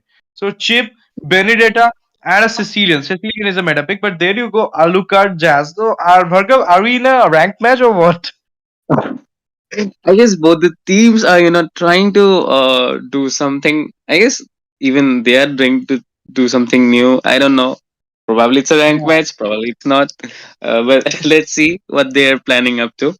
I mean, By I've the way, never seen Alucard Jazz. Like, normally we don't see them in tournaments. But that maybe Celestial Clan, Seven Celestials Clan, and Forja Esports have some different mindset. And there you go, we are seeing a Freya for EXP laning. I mean, Freya is OP. Burger, I want to say you this. If you're Yeah, gonna want to push your rank, take yeah, Freya, take a Malefic yeah, gun, and you will see yeah, abnormal damage coming from her with the yeah, range. So yeah. Freya She is has a also lot. good, but the thing is, I'm laughing here right now. We shouldn't laugh. Mm, We shouldn't yeah. criticize them because maybe they're gonna win with this type of picks.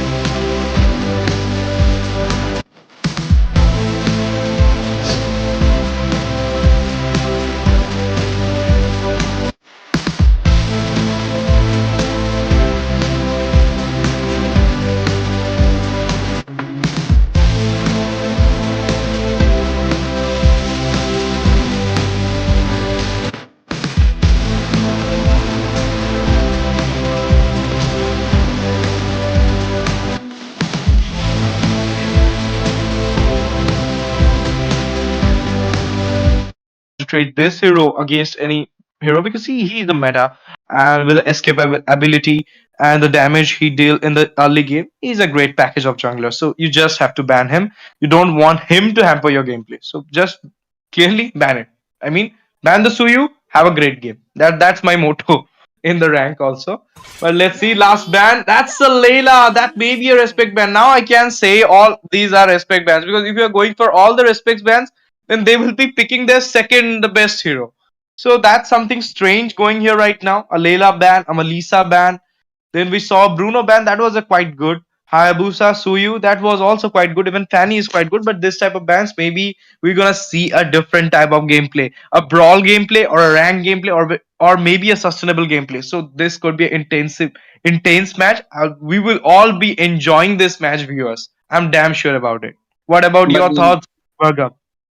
I yes, it's gonna be really interesting because we don't see such lineups during these tournaments. So let's have fun. Usually we are playing in these kind of draft, but let's see. Let's have the third person view. And with picking of that Minotaur, I guess they have that splash crowd control as well as regen advantage on their hand. Team Froza Esports on, and let's see what Seven Celestial have to counter pick against Froza Esports. So that's something new cooking by Team 7 Celestial. My favorite, my third favorite, I can say. I even choose him as my jungler in some tournaments. This is Thamus, guys. We all know that there are no many, I mean, not so many junglers who use Thamus as a jungler. But I'm one of them, guys. I use him as a jungler. He's a great pick, I can say, because I know that how much damage, how much potential he have in the early game as a jungler. So, guys, you perhaps never saw that Thamus doing jungler, but I know this is a great pick coming from Team 7 Celestial Clan. If they are best in this Thamus, they're gonna cook this match because they have a chip and the portals will be opening all around the Land of Dawn. So we're gonna see so much intense match in this match. So much intense. Because Ash, I mean, yeah. Ash, if you remove that chip on Seven Celestials, it kind of looks like the 2022 draft, I guess. I feel kind of nostalgic but that seeing that chip, he's a new hero. And I guess Team Froza Esports did go for a very good marksman pick, not a meta, but then Beatrix has a lot of potential from the early Yeah. game because with that Hans Claus and that Also, Malefic. Malefic Gun. Yeah, Yeah, if you're putting the Malefic Gun in the first, I mean, you're gonna cook them out. And against a Moscow, against the SOD coming from the Moscow, you're picking a great MM, I can say. I mean, Beatrix having those changing of guns, so she's a great pick. And perhaps both the draft are looking very sexy right now, I can say. I mean, both the draft are looking, I mean, they're looking very new, very advanced, as Bhargav said, a 2022, maybe old school, we can say. So let's go for it, guys, because this could be the match you are looking for. Excitement, full of excitement, full of intense moments. So let's go after this match. But before that, whom you gonna bet? Uh, again, okay, bearing part. I would like to, it's a very dicey thing right now because Team Seven Celestials, they have the Sicilian, but then on the other hand, Team Froza do have that Beatrix on their team, and Beatrix as an her damage spikes up towards the late game too, and if in close combat she is faced with an Sicilian, she can easily wipe him out, just delete him with her shotgun. But Yeah. let's see. I would like to bet on Sicilian again because he has that range. Okay, let's see what will happen. I also this time supporting Team Seven Celestial, but we are in the Land of Dawn for the match between Seven Celestial clans versus Team Forza Esports right now. Both the junglers are jungling there. Sacred Claws connecting on the Jacks right now, dealing so much damage on him, forcing him to use his region right now from the beginning. I mean, that's something we are looking after. Uh, it has been taken down. Oh my goodness, look at this. Thamuz already been level 3 after taking that lethal right now. And Alucard against this Thamuz is something great we're gonna see. Minotaur is having fun with that Benedetta right now in the mid lane cut. And look at that Freya against this Benedetta. I mean, we all know how Benedetta is fast in the map. She was the best EXP for Albert and for Edward also. So, I mean, you are going to cook with this Benedetta for sure. And there you go, the first blood coming from the Alucard right now on the cheap. That was something we are talking about. That Alucard in the early game is a great hero. Burger was also saying that.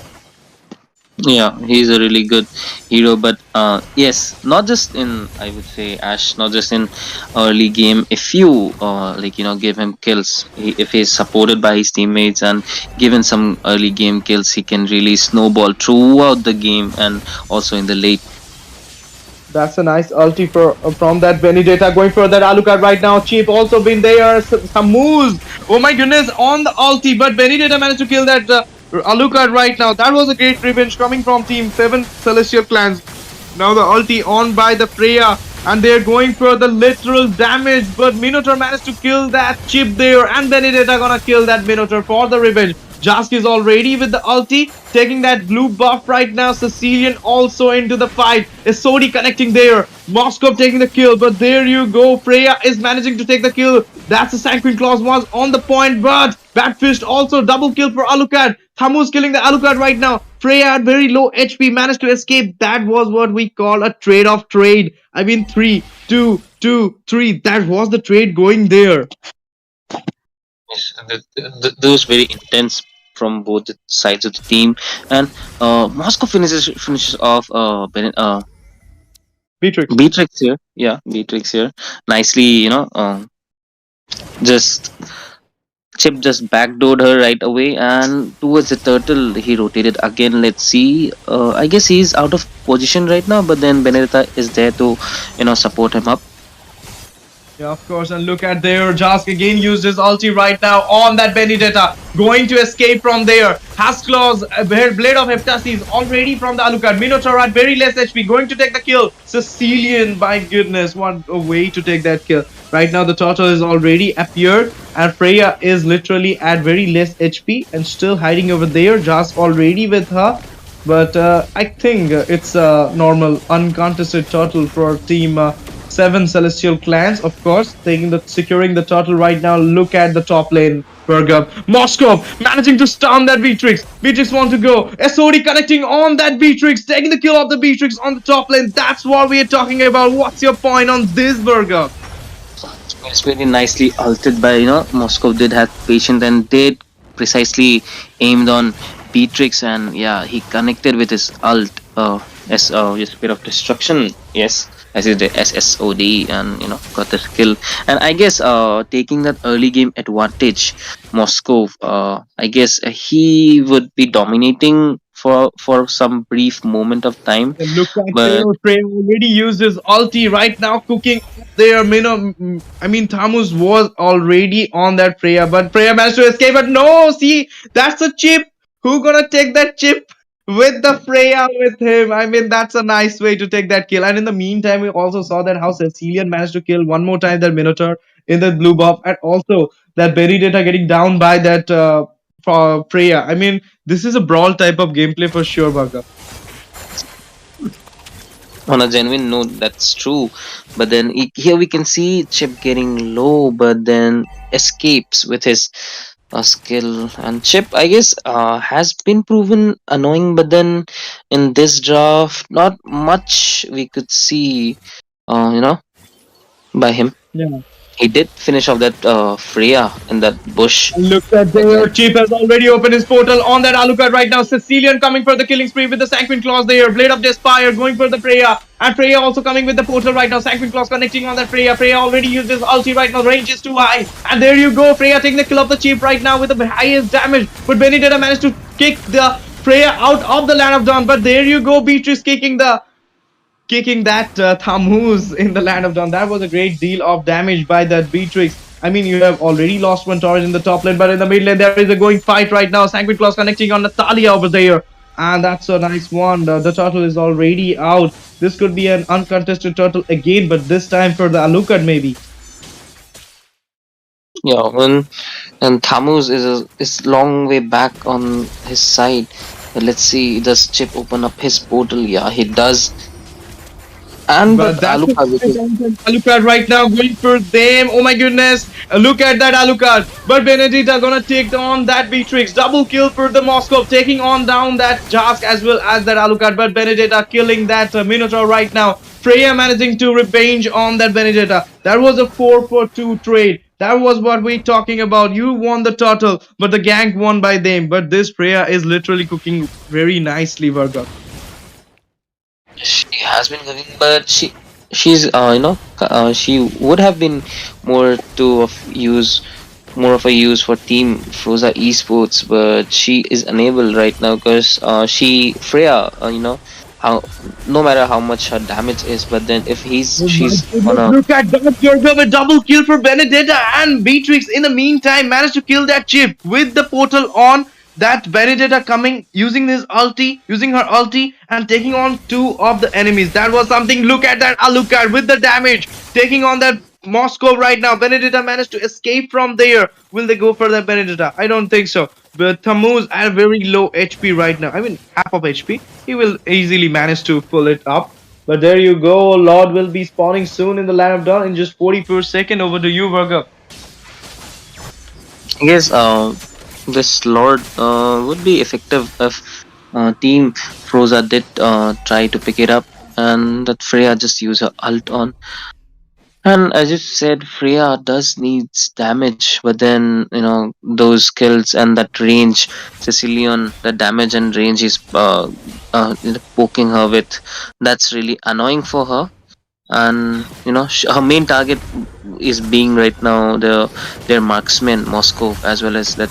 And the Bat Fleet coming on there. Mino and Rage. Mino and Fury also over there. But there you go. Thamus taking on that Mino in the mid lane. Jask has already used his ulti, but out of the ulti right now, Jask managing to defend the team. But that Sanguine Claws and Bat Feast was on the point, taking on the damage for that Minotaur. And now you go for the Lord without the roamer. I don't think Team Forza Esports will be on that Lord fight, and this could be an easy Lord for Team Seven Celestial Clans. Celestials are really having an upper advantage because of Sicilian right now, because he's Yeah, giving look at there, taking that raid buff with him, with the ulti over there. Look at managing to escape. I mean, enter into the team fight and taking down that Tammuz over there. But Beatrix who's gonna take on that chip, and this was a non-for-2 trade. and but that taking Lord, I guess Team Celestial have more advantage even if their teammates died.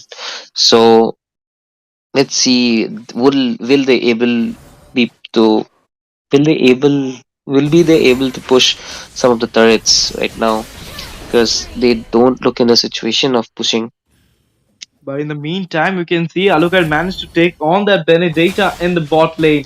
I mean, you have not taken a luminous slot. It's a non-luminous. So, I mean, you're gonna easily manage to defend it, as you asked me. But there you go, Minotaur and the team is right now online, I can say, managing to take kills. I can say Team Seven Celestial were at a very good place, but throwing those bounties was not at all great for me. I mean, I don't like these things because of your overconfidence. You are throwing your bounties to them. Maybe they will turn the table on. Batfish coming from the Sicilian right now, escaping from there with the help of the spray. I mean, that's something you just lose two resources right now with the ulti and the spell. And there you go, Benedetta on that Minotaur. Minotaur at very less HP. Mino and Fury coming from the Minotaur right now. Sanguine Cross connecting on that and mega kill for the Sicilian at a very less HP. Just want to retreat, but it's Benedetta who gonna take that kill off that Jask over there in the mid lane. Sanguine Claws again connecting, but this time on the Natalia in the mid lane and taking on that turret in the mid lane. They're going for the inhibitor of the mid lane.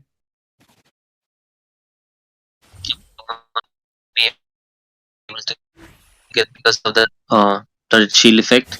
He, she would that would get defended. So they need to wait for the Luminous Lord if they want to push somewhere else right now. Of course, and look at right now, the pace is too high. I mean, this is a brawl gameplay going here right now from both the teams. But Team Celestial, seven Celestials, are literally retreating them back. I mean, they are again into the game. They lost the tempo, they lost the pace, but there you go. Moscow managed to kill there. What a nice way to kill that Vicky Alucard. Rahang over there. Yeah, look at that's something I can they're cooking up right now. And go for that in the Mino and Fury coming from the Minotaur right now. That's for core portion over there. But that's it. Thamus entering the team fight. Unstoppable for the Sicilian. But just managed to kill that chip in the meantime. The Moose taking on that Minotaur. They are going for the top lane right now. Beatrix is also there. But that was a 2 for non-trade. 1 trade. 2 for 2. Yeah, 2 for 1 trade. Team 7 Celestials. I guess that's not much because they just lost their um, roamer that won't provide much gold towards Froza Esports, but they have started with Lord already. But Alucard just tried in to backdoor the Lord, but wasn't able to be successful there and just got killed by Benether right there. Yeah, suicided. That's called what we call suicide is. I mean, you are going for the Lord still, but you are just giving your life over there. That's not a great choice. You could have been your base defending that Lord. You could have defended because you have that much gold on. Even your Freya is too OP right now. Even that Beatrix is managing to take on the kills, and she already built that Malefic gun, Blade of Despair, Haskell. But I'm a bit surprised at how come this Freya haven't built yet that Malefic gun. I mean, Malefic gun with the Freya is currently a thing which is happening in the ML very regularly. I mean, that's very. I mean, the damage Freya will deal with that Malefic gun is too much. But maybe Team Poja Esports Freya, that's Lankova, don't know about it. And there you go, defending the Lord right now in the mid lane. Benedetta coming with the ulti right now, going for the Sanguine Claws, connecting on 2 people, but just managed to kill the Chief over there. Well, there you see that damage coming from the Freya, taking on that Thamus, but Thamus will also take her and shutting down that Sicilian. This is what we talk about. That Alucard a triple kill for the Moscow, going for the inhibitor of the mid. Only Mino is there. Will he go for the defense? I don't think so. Recall has already started from Benedetta. Only Mino cannot save the base for sure, and that's a mega kill. Lost his maniac. They're gonna go for the base for sure right now. Mino managed to kill that. That is something else we're seeing right now. Then I think Benether would be able to finish that base, and surely she would with the basic strike. She is able to finish that base. I would like to say very well, very Yeah. compact and action based match we saw, Yeah, and as we I would already like to say talked about it, congratulations Bhargav, to that Team this match 7 will be a Celestials. brawl. Yeah, we already talked about this, Bhargav, that this match will be a brawl gameplay from both the sides. But congratulations, Seven Celestial, for going into the second round of Crown Championship. And sorry for Team Forza Esports, it was not your day, but it's a game. Sometime we win, sometime we lose. But it doesn't matter about this. Participation is what matters the most. And so, all the best for your future journey, Forza Esports. You will be shining up on in your next tournament, perhaps. But this is what the victory side, the Seven Celestial, with the team of OPness, I can say, with that Benedetta taking on that MVP. We're talking about the Benedetta, that she will be the clutch man of this gameplay, and she literally did the clutch moment in the last one when she just in the enter into the turret with the help of the ulti, and then there was a great gang, and Moscow managed to take triple kill over there, and then he managed to take the kill of the Mino in the last, and suicided him also. I mean, taking his life. He did that. But that was a nice gameplay, guys. Thank you for watching, guys. So many more intense gameplay will come forward. So many more intense matches will come forward. So stay tuned, guys. This is not the last. So we before that we are just taking a short break, and you have to do one thing in between the short break: hit the subscribe button, like the stream, comment in the stream, share the stream. Thank you for watching. Stay tuned. We're coming after a short break.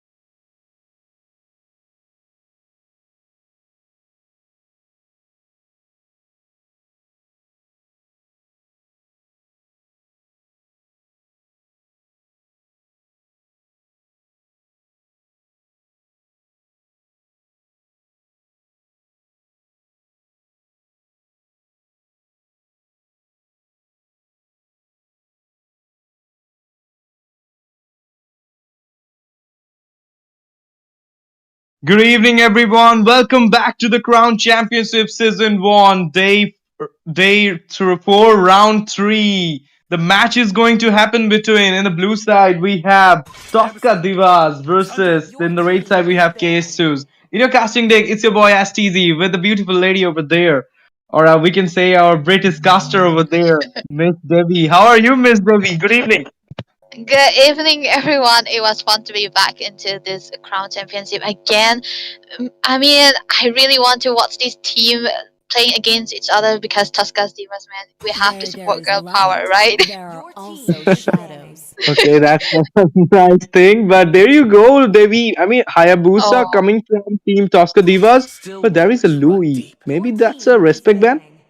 oh, Louis been taken away so early on. I think, team this team get as choose. They do not want to go for the surprise attack coming on to the backside with the potential diversion coming on from the side of Team Tuska's Divas. But they do, on the side of Tuska's Divas, they do take out two jungler. It's possibly a target ban because most of the time you don't see Link ban so early, right? Of course, and look at that. Bruno coming from Tosca Divas. But maybe if I'm gonna see one more mage, Jushin or something else. So let me tell you, KSUs, that girls don't play mages only. They are also able to play other heroes. So banning these mages, you are trading them for the Khalid, for the Phobius, for the Oh, Hilda. So they can also manage to take on that. So guys, change your mindset that I can say. But there you go. They're oh, banning the Fanny right now. The best meta assassin I can say on the line of dawn, having so much damage, having the map advantage. So, what do you think? What will be the first pick coming from Latina right now? I mean, if they do want to go for the aggression so early on, ban. I mean, Sicilian is already banned out, so the Khalid, as you have said, it's still out there as well as the Hilda. But that's one thing that's open. It's Juicing. I mean, should they go for here the Juicing or the Chip? Yeah, of course. Maybe they go for the chip, or maybe they go for the Jushin. All are open right now. Even they can go for the Hilda right now, but they are going for the Yes. Vexana, the the queen of the abyss. I can say, but she's not from the abyss. Oh, Else I'm just Necro cross Kip. for. Yeah, Oh, Necrocrypt. Sorry, the queen of the Necrocrypt. But no, they're going for the oh. Fasta, another queen. So Fasta getting picked by Queen Killer. That's something else. Oh my goodness. I mean, this is such a throwback from the games I've seen, but this the studio is being left completely open, and it's such a safe choice to pick onto the first part of this picking phase when you see a studio being when you grab that studio as early as possible. But the counter engage that can come onto the side of Tosca's Divas might be a possibility because there's also Joy still available, but the Aurora is gonna be the one that's been taken away by Gojo here. Yeah, of course. And look at that 696969. I was talking about him. That he's a great Oh, jungler. For me, I have seen the Su's round two match. I saw that how he managed to take on the kills. He was literally great jungler. I was talking about it in the lobby. Right now, you can see that High Loss has been picked by Team Tosca Divas right now. And with the Hilda, we are talking about. You are oh, trading this Hilda right now with the Tosca Divas. I mean, they gonna cook it up for sure. I mean, Hilda can go. Hilda is a great flex pick, but what do you think, Devi? Is Hilda going for the roam or Hylos? I mean, the Hylos is still out there, so two of these is such a flex pick, but I would really like the Hylos to go on to the XP and Hilda to roam around the map as much as possible so that they have to be available. And the studio might have to be decisive in how to take these fights because of the presence of two very, very tanky front lines that can give space for this artillery, as in the Versa. Yeah, of course. And let's see, was the last pick coming from Team KSUs we can call them. So maybe they will go for a tank pick. I mean, so many tanks are open right now. Chip is open, so will Oh, it go to see a chip pick from them? No, it's a Khalid roam. What's your thought on this, Debbie? I mean, this is like a response, right? You want to go aggressive, purely aggressive on the early stages of this game. Then we would like to go for another aggressive on the early stage of this game, and that answer is coming from the Khalid right here.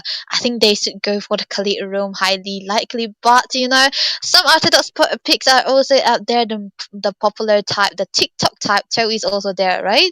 Maybe there is a possible ban coming on for the side of Team KSU's. What should they go for here at this point? They do need to ban out some heroes, right? The marksman, maybe? Yeah, of course, Or they will go for maybe a Melissa or maybe a Clint. They can go for. All of them are open right now, but they are choosing the assassin right now, Joy. They don't want this Joy to hamper their gameplay. So we already been seeing that Ling, Hayabusa, Joy, Fanny, both four of them are banned. Suyu is picked, and Matilda coming from Toxka Divas. I mean, that's something we're seeing right now. So what do you think? Alpha Jungler coming from team Toxka Divas? Well, they did ban out the Matilda, a potential combo, but they do not want to let this go away either. But Alpha, oh, nice read coming out from you, actually. I thought the Alpha was going to be open for a while, but it's going to be banned out very, very easily. The Alpha and the Suyo, a very snowbally type of composition, both of the teams, both of the heroes had to have this snowball, right? But at this point, I think KSUs are just setting up for the Suyo because the joy is taken away as well as the alpha that can match up with the serial. It was a good and very decisive band coming out from KSU's. Course, and look at that Gato being flashed in our panel right now. They're gonna pick that if they're gonna pick that Gato. I mean, with Suyu, with Kali, the Gato will be a great combo for them. But I think Mhm. if you have this Gato in your team, you could have gone for that Caramella. I mean, Caramella Gato combo is Oh, great. Even Vexana oh, is open. the Vexana is still yet. The mate is still left open. Well, I think they are choosing the rumors there. So much of a picks here, but the Tiger is gonna come through right here. They have to be stopping that Hilda or the Hylos to the dive at one point, right? But the Claw is gonna be secured very, very late at this point. I think the marksman. What do you think about Claude in this meta? Because I haven't seen Claude much. Yeah, I think it's a great. It's great in the meta. He got after getting that M6 skin. Currently, Claude with Oh. the Demon Hunter sword, and after that, if you build potential like Malefic gun or something that with the Vengeance, Claude is great in the late game. So you need a MM for mid to late game carry. So I Mm-hmm. think Claude is a great pick. So let's see what will happen. I mean, I don't know. I can say that what they will be Oh. picking against this Claude means you have Brody open, you have a Oh, Mia the open also, Brody. you have a Layla open. So you could go for Even the those heroes. Layla. Yeah, Yeah. the range heroes. Yeah, the Layla is also there, but it's gonna be the one that's coming into play for. I think this is the first time I've seen a one being played. I mean, as far as I experience, but there's a very different kind of jungler for the side of Team Tosca Stevas, the Bane. How does the Bane fare against the Suyo? I think maybe they have a like plan against that Suyu with this Bane because maybe Latina is a great Bane player. I never know that, but if Bane can manage to deal so much damage with the magic items, and perhaps currently people are opting for attacking items on Bane. So let's look after the game. But looking after the draft, I can say one thing, Davey, here that both the teams are looking strong. But as you said, that let's go for the girl power. I'm with the girl Yeah. side this time. So Tosca Divas, go for the win. But also, KS Suze, you all the best for this match. May also you win. But before that, we are back into the land of dawn for the day 4, round 3 of Crown Championship Season 1.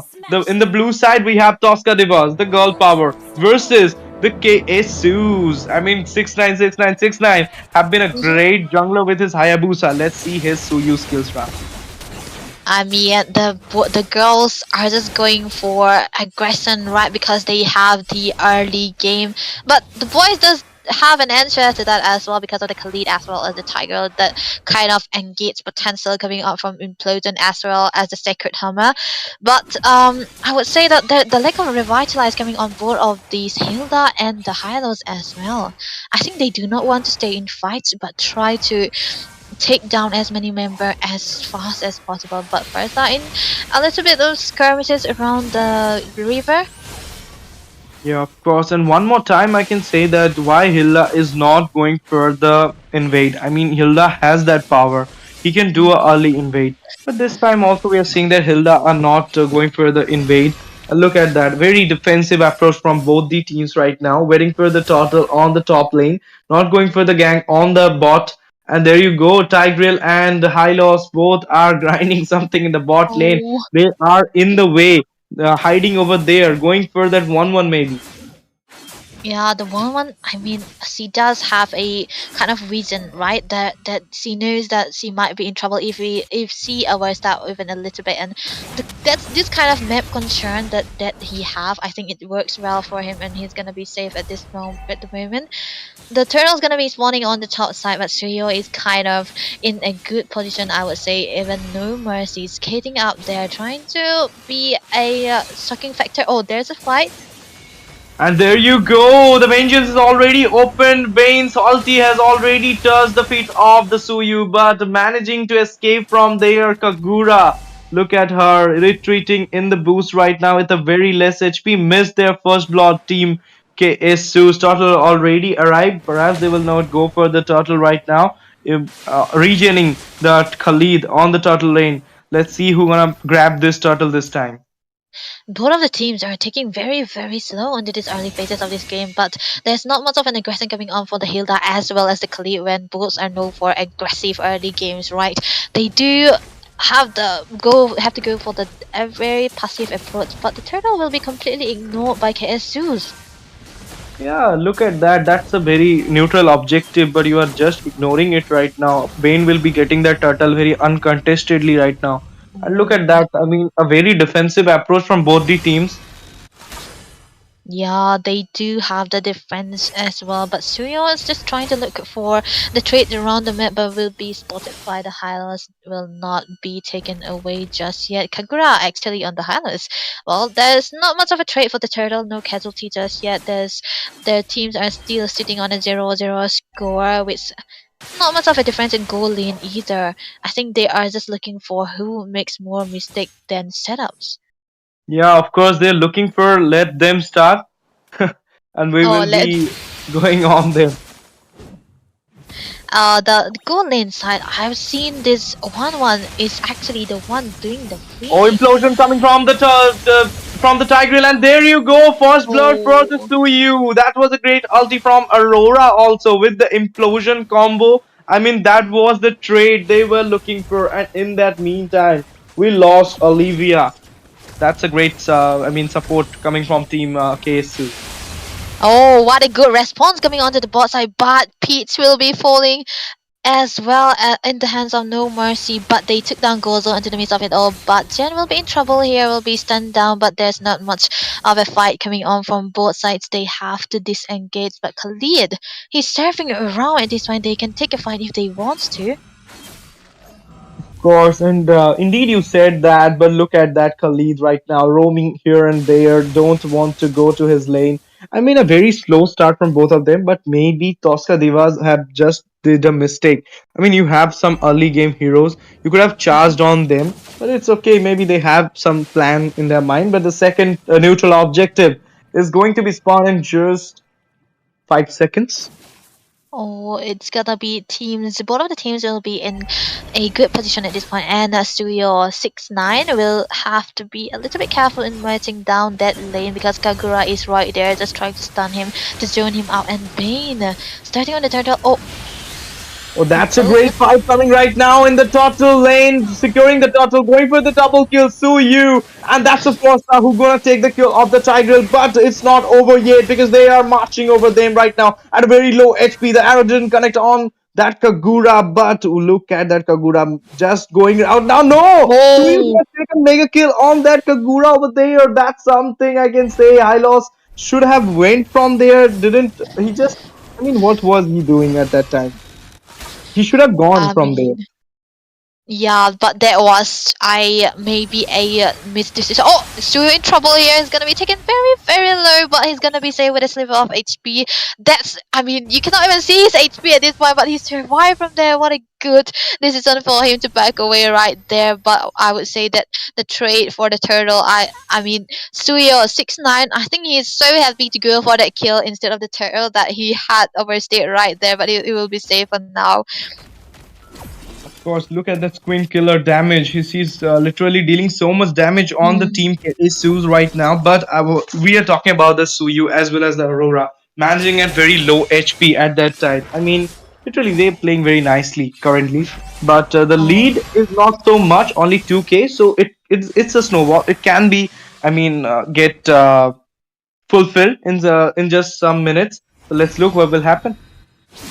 Yeah, we have to see, but Suryo is just stunning on Queen Killer right there. He's gonna be safe for now. Oh, the Feather Airstrike actually being popped. Unnecessary right there, but C might be trying to take down 6-9 at that point, but 1-1 is gonna be safe. She's playing so passive, so safe, and I think that kind of pays off a little bit because she can farm as much as possible, and the Claude as well. Just trying to, both of the marksmen, I think they are just going for farming up who gets the better farm first. And right now the turtle has already spawned. This is the third turtle. Let's look who gonna take this turtle. Already one turtle has been taken down. So let's see who gonna take the third turtle. That's ulti coming from the Hylos right now. It's a match going on there. And turtle has been securing by Tosca Divas, but it's unstoppable for the Suyu. Fossa managing to kill that Khalid over there, but Hilda who gonna take on down that Tigreal over there, and Suyu is still charging on them. There you go. Suyu don't want to engage right now. Okay, he's hiding in the bush and going for the charge. And that's a 1-1. Who gonna take on that high loss as well as Suyu taking down that Hilda over there. That's a double kill for 1-1. That was a 1-for-4 trade. Sorry, 2-for-4 trade. There was such a good and fast rotation and decisive rotation coming out from 1-1, right? I mean, the position C was in was perfect for him to just ultimate. I mean, to just activate that crossbow thing and take down the members that are left unkilled, and he managed to do so. But Faisal is just trying to defend that tower right there, but she might be in little trouble here. Ooh. Yeah, she did fall into the hands of No Mercy with the Frigid Glacier committed, and that's one turret down as well as one mate on your side. Yeah, of course. Look at that high loss. Look at that Claude right now. Literally, they didn't manage to take on that much gold. And high loss, you are the Rome. So you should engage into the fight first. But you are just letting yourself down from the beginning. That's what Team Tosca Divas right now. Oh my goodness, that's a monster kill on the top lane in the meantime. Khalid, with the help of the Suyu, taking down that Hilda over there, and Bane is also there. Hylos going for the Suyu right now, poking him down. But Hylos already used his vengeance on both of them. Who gonna take that kill of Hylos? No, Hylos don't want to engage into the fight, retreating over from there. That's one aggression coming out from the studio. He does have the lead. He's on monster. I mean, he's monstrous on this studio, and whenever he go, wherever he tries to gang, he gets something out of it. Maybe it was a buff, maybe it was a small crit, maybe it is a kill. He managed to do so without any casualty coming up from their side. There's no response just yet for Tosca's Divas. They have to do something about this studio. And look at there, 1-1 just about to melt down that Hilda, but it's okay. Pasta came into the time right now. And look at there. I mean, Lord has already approached, so Lord Dance already started by the KS Sus, and this could be an uncontested Lord for them. And maybe Tosca Divas don't want to engage here because they don't want to lose their heroes, lose their friends right now. Because if you are going for a Lord fight, you're gonna lose someone, some of your allies. So it's better you just stay calm and go for a defensive approach. Yeah, they could stay calm and just try to look for Versa to farm up a little bit. Oh, Implosion!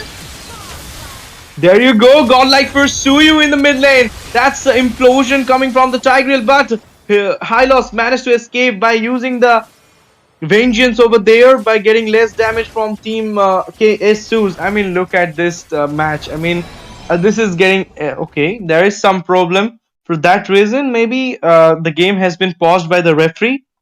Maybe a network issue coming from some of the team members. What do you think? Yeah, maybe they might have a little bit of a technical problem, but meanwhile, I mean, I would like to focus on the second build coming out from Claude, the Winter Truncheon. Yeah. I think. What do you think about the Winter Truncheon very early on? I think maybe a defensive approach from the Claude during the Lord stealing. I mean, Lord is will be foraging them soon, so maybe for that reason he has picked that Suyu is charging upon them. So maybe a defensive approach from Team Tosca Divas. But I mean, Winter Truncheon Uh, is not at all a good thing. But let's see what they have in their mind. Perhaps they been cooking something in their mind. We don't know that. But Tosca Divas is currently not at all at the upper hand. I mean, Team KS Sues literally charged better than Tosca Divas, but I will give the mistakes. I will rectify the mistakes here. mhm, I think mhm, Hilda is not initiating the ganks properly, as like uh-huh, the Khalid and the team of KS Sues are doing, and even Hylos initiating the fight, but just letting him down before the fight ends. That's the main mhm. reason, because if the tank is not there, who gonna take the damage? So the damage is just getting by jungler as well as mage. So even you need queen killer, because we all know that how much damage Fasta is dealing onto the enemies. So you need queen killer with you. So that's maybe the reason. Yeah, possibly. Well, like you said, the Hilda. I mean the Hilda and the Hylos combos we have seen time and time again with the early aggression coming on from the two of the most, tankiest member with with the kind of damage and mobility that two of them have. But they most of the time they are not that present in the map as you want to be now. It's they are into the back seat. They are not the one calling the shots. It is actually KSUs with this kind of pick doing the calls, doing the shots, doing the team fights, and engaging time and time again and coming out on top. It's only the first are doing a lot of damage onto the side of KSUs, and they have to take one member down of the side of Tosca's Divas, and they will be fine with it actually. Of course, but there is some network issue, both from whom I don't know. We will be asking our management soon about it. But before that, guys, hit the subscribe button, share the stream, like the stream, comment in the stream, and we're just taking a short break before the match get resumed. Thank you for watching. Stay tuned with us.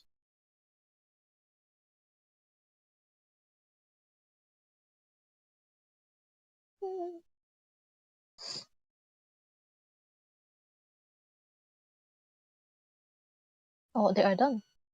Okay, match is back. Match is back, guys. And there you go in the bot lane. Maybe there was some issue from the network side from both the teams, or maybe one team, but we don't know. But there you go. Lord is for raising over the bot lane right now, Devi. Yeah, this have to be one lord they have to focus in, but mid lane is completely open at this point, and they have to be able to take down at least one turret. But the first of the airstrike will be cancelled out easily by the Suya. What a good play coming out from his side, but that's one turret into the mid side, just focused on by KSUs, and it will be falling into their hands. They easily managed to take that turtle by just baiting that mid lane turret. That was a great idea from Team Tosca Divas, I can say. I mean, bait that mid lane turret. It's okay. If you're just defending your inhibitors, then it's good if you're just giving away one mid lane turret. So, Yeah, I mean, mid lane turrets are costlier, but it's okay.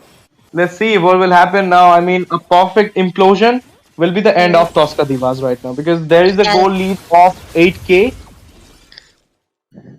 They do have the damage KS2s. They have the implosion plays, and I think the flicker isn't up yet. But when the flicker is up, they have to be on toes about how to think about. I mean, which angle the Tigreal will come in to try to do the implosion set that can be a do or die, risk or not risky. But seeing the goal lead and the damage coming out from KS shoes, they I mean even one implosion might be an end game.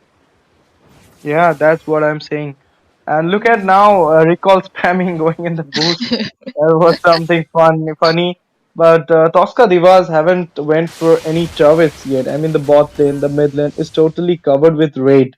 With the raid are surrounding allwhere, but there you go, 1-1 going for a malefic gun. Accumulating that malefic gun will Oh. give her so much range right now.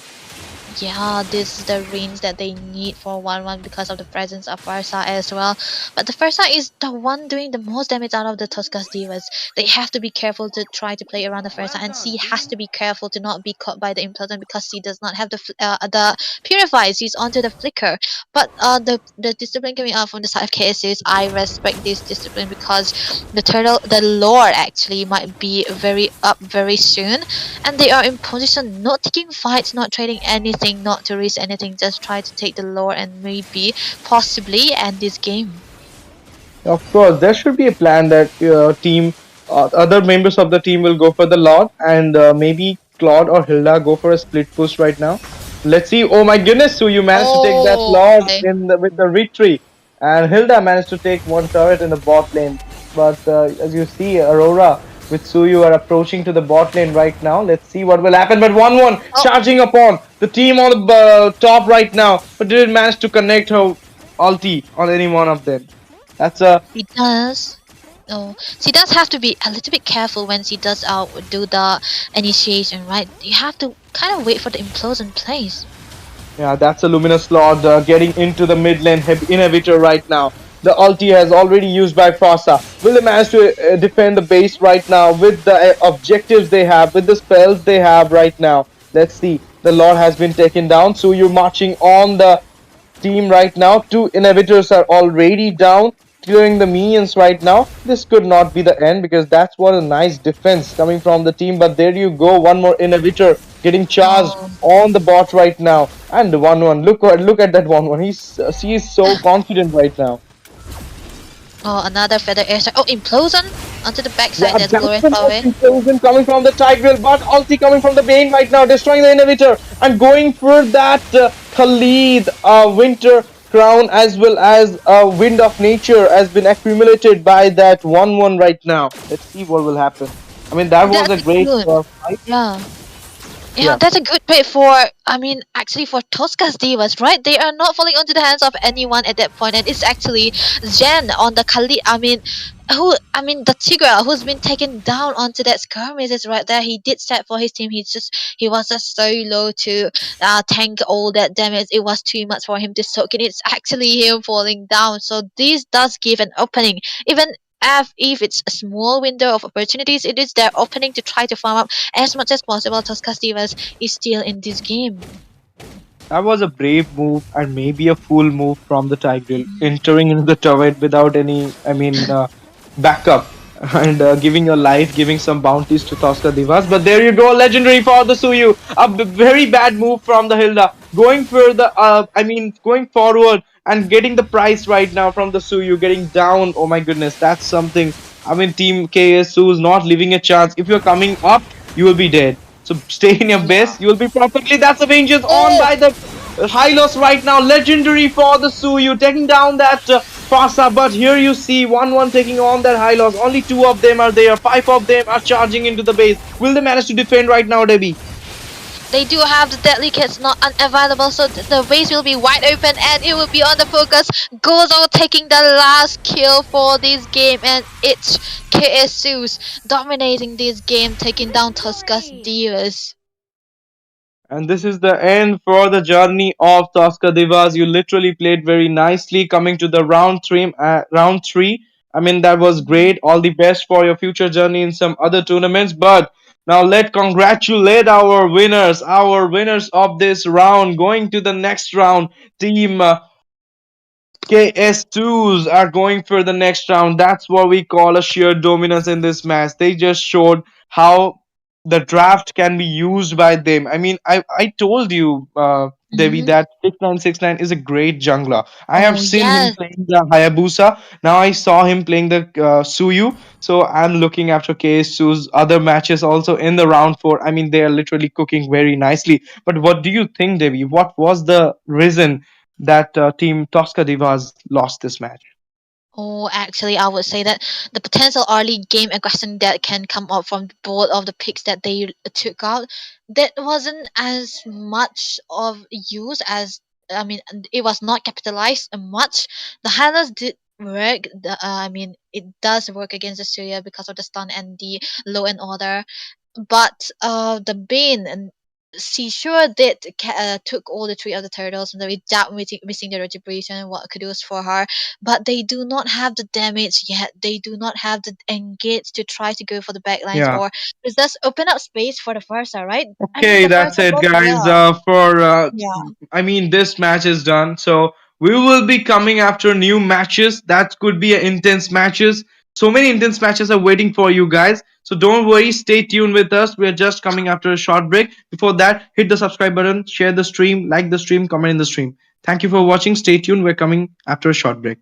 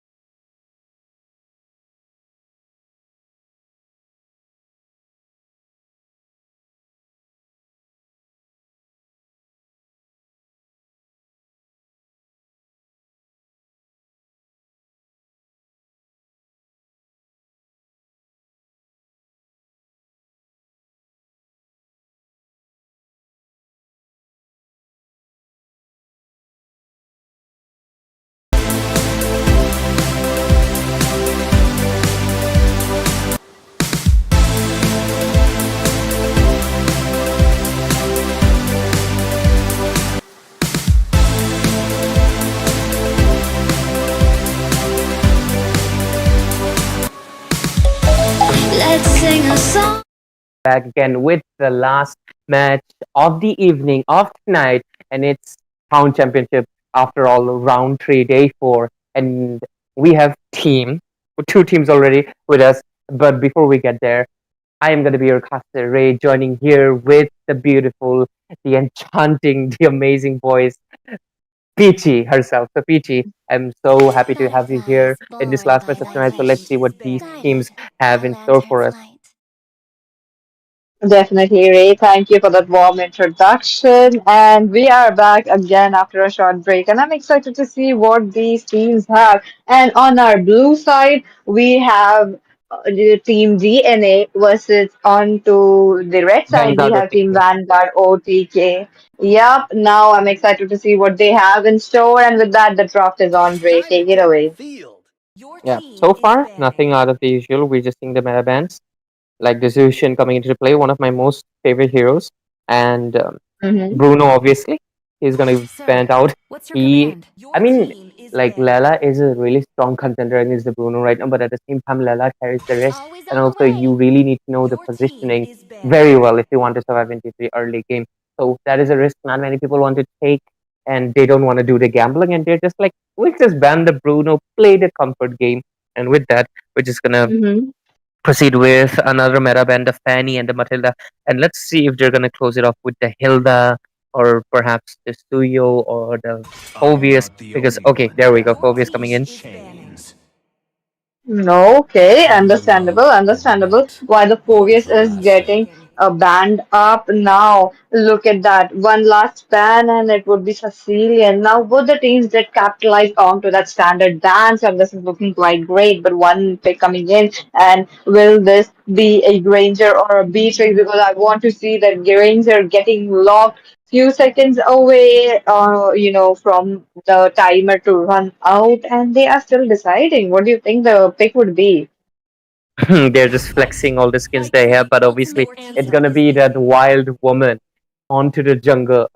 Onto the jungle. She's gonna be going to the jungle, but she's not a jungler. It is the Hilda herself coming for the first pick. Makes sense. They wanna go with the early aggression, and I really like the drop from both ends. They made sure to prioritize all the meta heroes right now, but at the same time, the Hilda was left out open.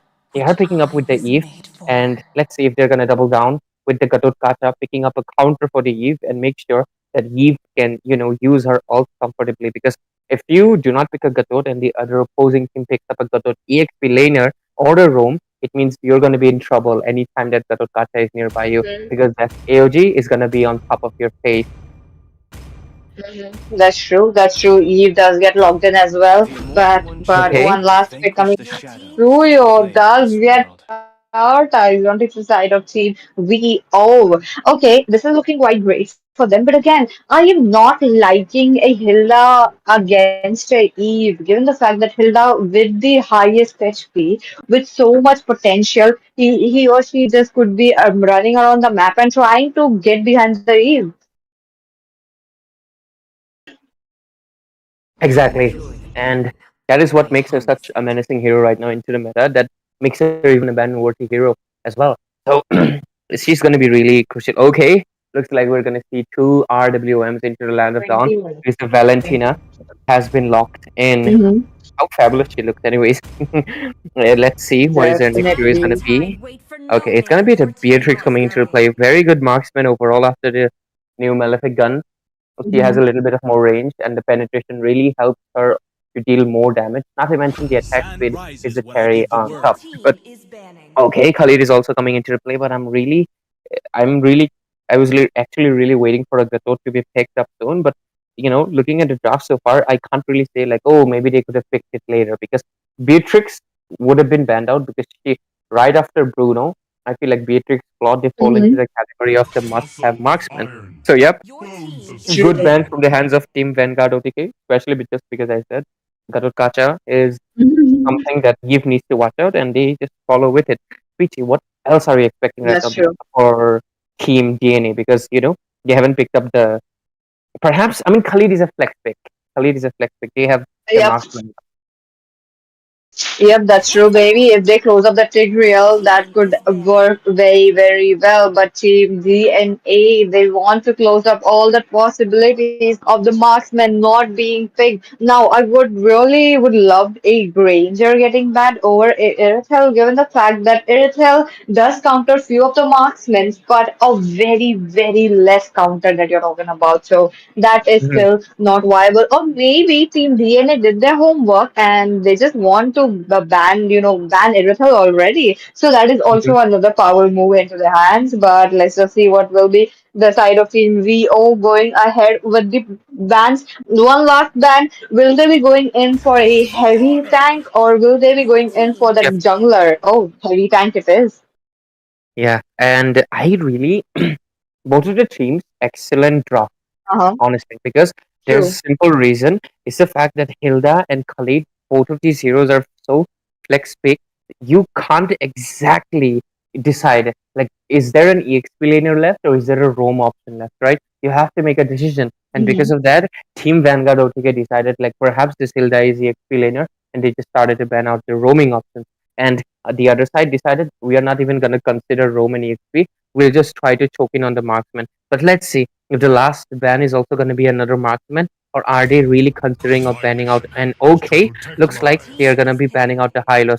Both of the teams paying respect to all the tanks in the game, and it's really nice to see. I mean, I'm not exactly a tank main, but I really love and appreciate tanks, so it's really nice to see that. And if you guys appreciate all the That's streams and true. all of the tournaments, do subscribe to the channel, guys. We're very close to 1,000 subscribers, and there will be a massive giveaway. So subscribe to the channel, and let's already tune into the game because the banning phase is over. And there we go, PC. The Granger locking in. Yep.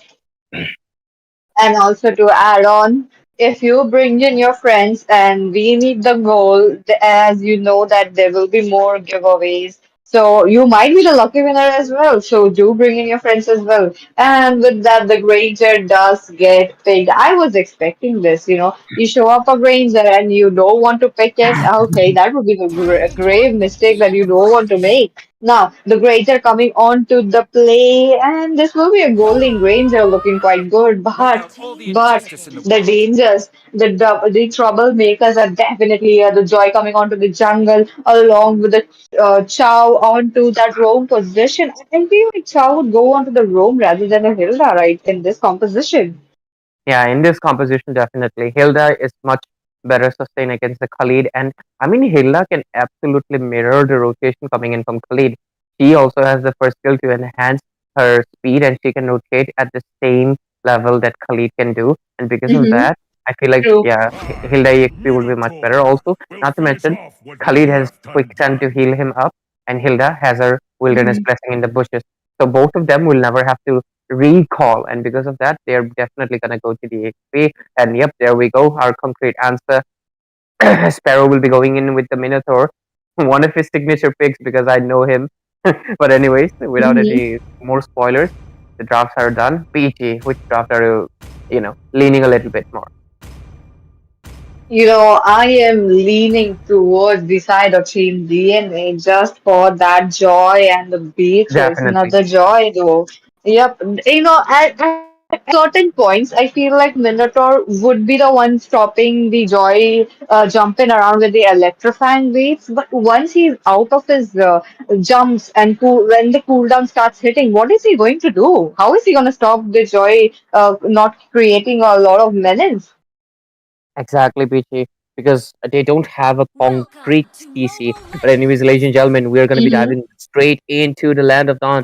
This is Crown Championship, round 3, day 4, and we have Team DNA onto the blue side, Team Vanguard OTK onto the red side. The drafts have been finalized, and I'm going to be your caster, Ray, again. And this time, and obviously, joining me would be the ever so beautiful, my favorite caster, PT herself.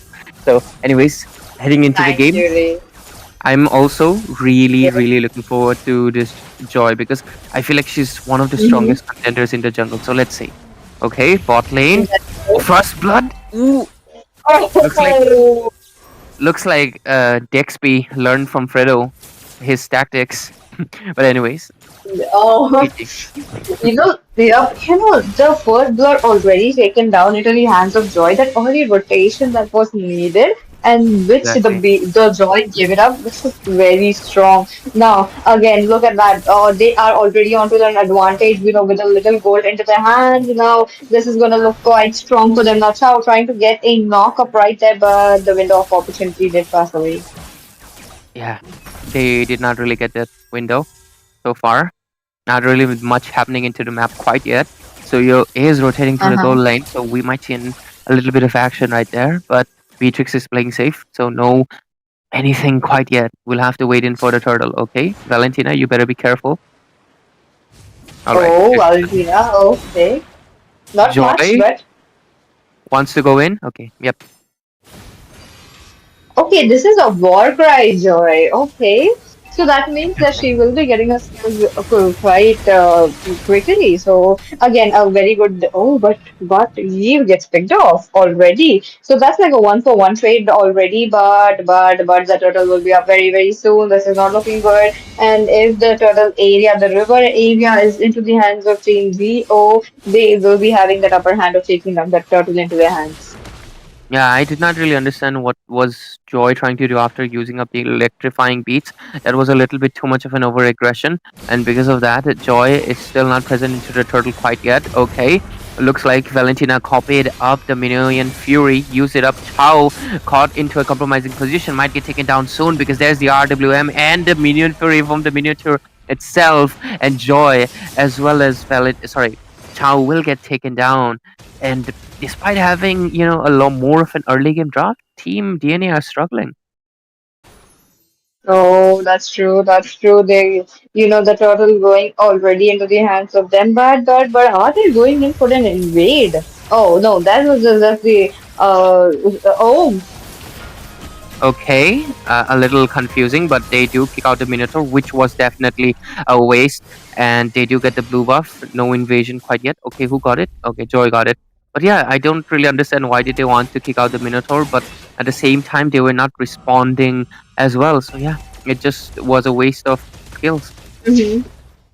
Definitely a waste of skills. But they did make sure that the Minotaur will be low enough to not invade. So that was a plus point. But wait a minute, Khalid tries to jump in yet again, but he will be stand up right there. But Okay, that was a great wave to Dragon. Kali does get taken down, but Chao is getting punished left and right. Retribution being used. It looks like Suyo wanted to go in, doesn't really find the opportunity quite yet. Okay, Hilda is fighting in and on. Let's see if the damage is coming in. Okay, Sparrow uses up the Minion Fury, and the Hilda is still going in strong, but the Granger Barrage is very aggressive as well. Okay, Valentina will be able to retreat, and looks like they'll just disengage. oh, the disengage is here. Finally, that means my time to shine. Now, Team VO or an advantage right there. Now, they are on the goal lead as well, so this will be an easy turtle, but Chaka gets taken down yet again. So, definitely an easy turtle for the hands of VO. Yeah, I feel like Chao is playing a little bit too aggressive, even when the team is not really prepared for his way of the dragons anymore. So yeah, he really needs to watch out. That is true. That is true.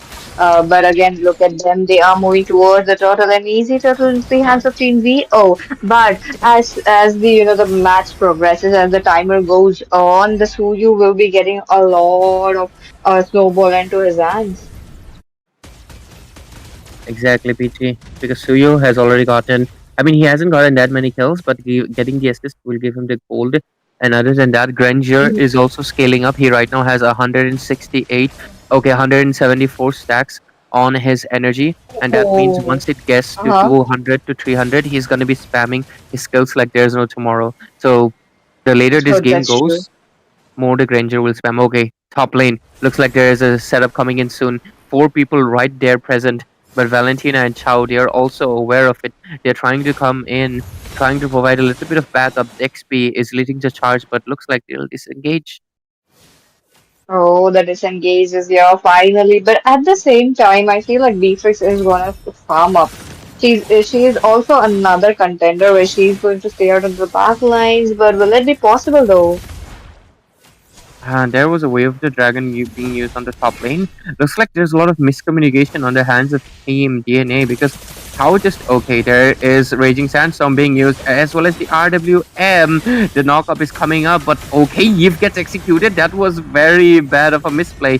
DXP also will get executed. What is happening? Are they lagging or this is that was a very bad throw. Eve got executed. Khalid went inside the turret and got taken down. Minotaur got taken down. 3 people down for a Beatrix.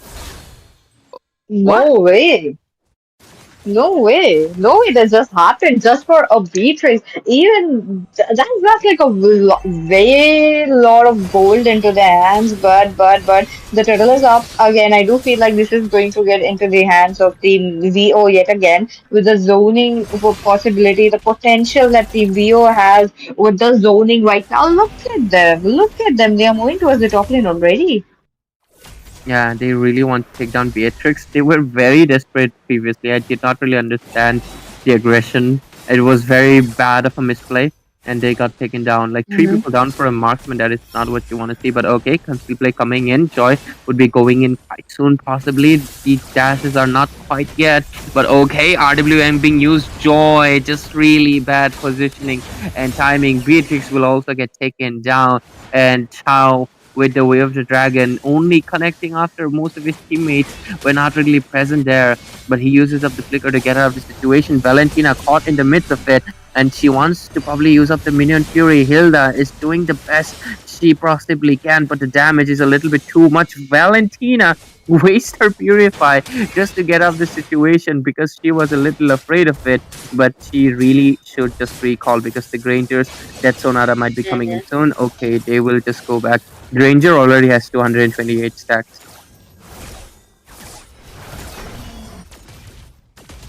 Oh, this is looking quite great. But again, Suyu tries to jump in. Look at that Ray. Looks like that was a little bit of a misplay from Suyo. He got taken down by the midst of 3 people, but okay, Joy, you better watch out because Khalid is looking for you. But okay, Hilda is able to zone them out properly. But okay, Pau and Hilda, they're locked under the turret right now.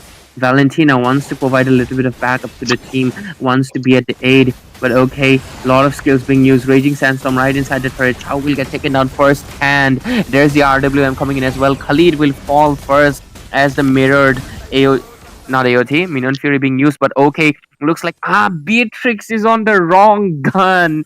She was not onto the machine gun, and Granger will be getting away scot-free without any issues.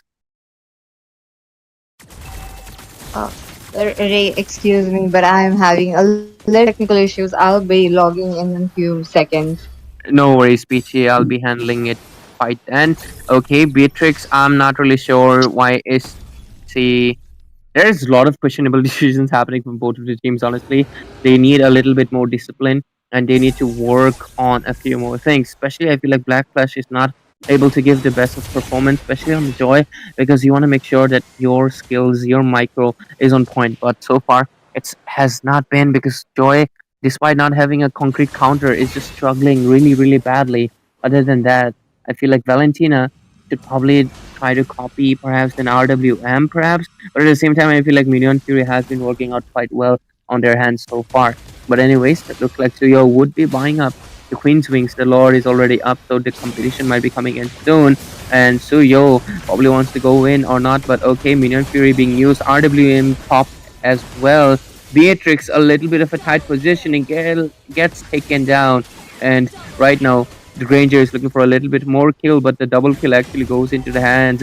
And okay, shutdown coming in. Triple kill, a full 5-man wipeout as Team Vanguard ODK will be securing this load without any competition. And right now, ladies and gentlemen, if you're curious about how many stacks Granger has, it's 354. So yeah, he's already going to have a lot of spam ability.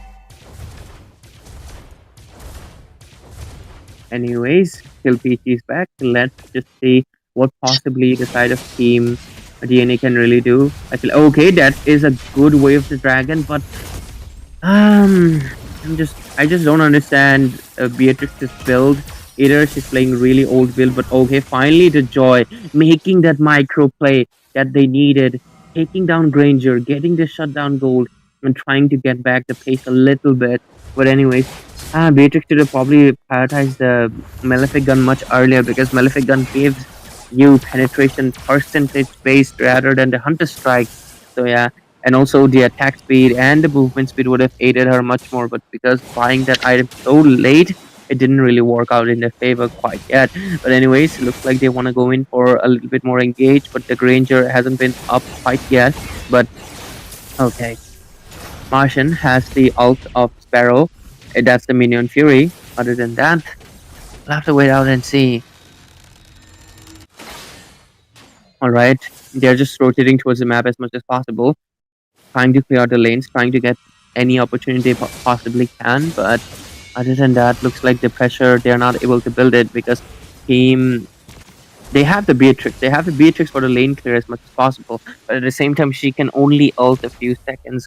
Right now, Granger is still sitting at 366 stacks. He should probably focus on building up the stacks, and his team should probably help it out because for Granger, the more you stack, the more energy, the more spammability. And that is basically you want to have. Blue buff isn't gonna help you, Granger, because it is specifically specified on the skill that energy regeneration buffs do not help you.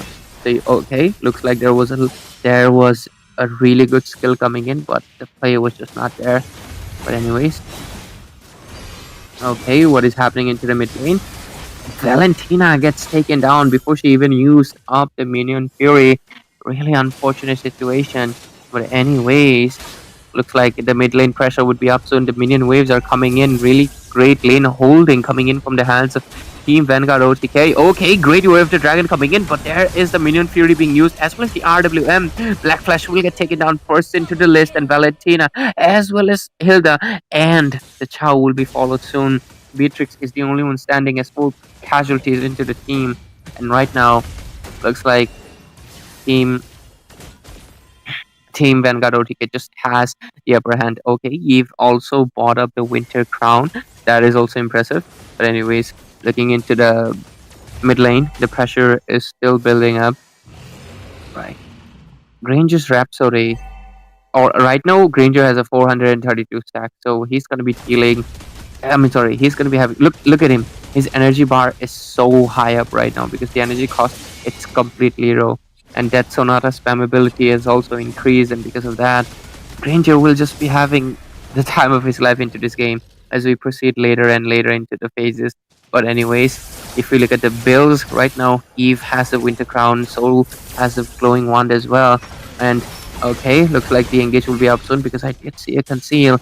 Eve is using up the Void Crystal as much as possible, as well as the Void Blast to make sure to hit the enemies. But other than that, let's see. Khalid has 31 stacks into his Thunderbelt, so that is very impressive as well. And other than that, let's see. Minotaur also has Minion Fury, 42 seconds, no cooldowns, no issues. Okay, looks like Chow is getting melted, but there was a great play coming in from the Valentina, but let's see if it really succeeds or not. Okay, they're just gonna be retreating. Okay, what is that damage coming in from Granger? Secures the kill into Valentina. Not really able to survive because Granger is on full build right now. 450 stacks on his energy, and the Lord is marching from the top lane as well. Will they be able to defend it? Let's see. There's the Barat coming in from Beatrix, and oh, Chow barely able to survive. He should probably retreat, but the pressure on the base, it's completely up. Beatrix barely able to survive, will get taken down, and right now there's only the Chow defending the base, and Minotaur does get taken down, but would it really matter when there's already your base exposed, and Team Vanguard OTK will be securing this victory. Victory! And with that, ladies and gentlemen, that is the game after all. Team Peachy, are you with me? Yes, yes, I am. I am. Hi, Peachy. Happy to have you back. Even if you're not back into the So game, it's fine. sorry, I was It's having a fine. little technical It's issue, fine. but It's fine. We can't yep, I was. really look at. Yeah. I was hearing you cast and Team Vanguard OTK. They made that Minotaur play. They made sure that the Joy wouldn't be just running around with the electrifying beat. That was a very match coming up. Yeah, I mean, like basically into this game, I feel like obviously they should have just picked up the Granger. They showed it up and they did not pick it. That was a very odd decision into their hands. Other than that, I feel like Team DNA were playing too aggressive, way too demanding. I mean, Chao, I feel like there was a lot of miscommunication between them. Chao was playing very aggressive, was connecting a lot of wave dragons, but the backup was just not there. Also, Joy was not able to give the best performance properly.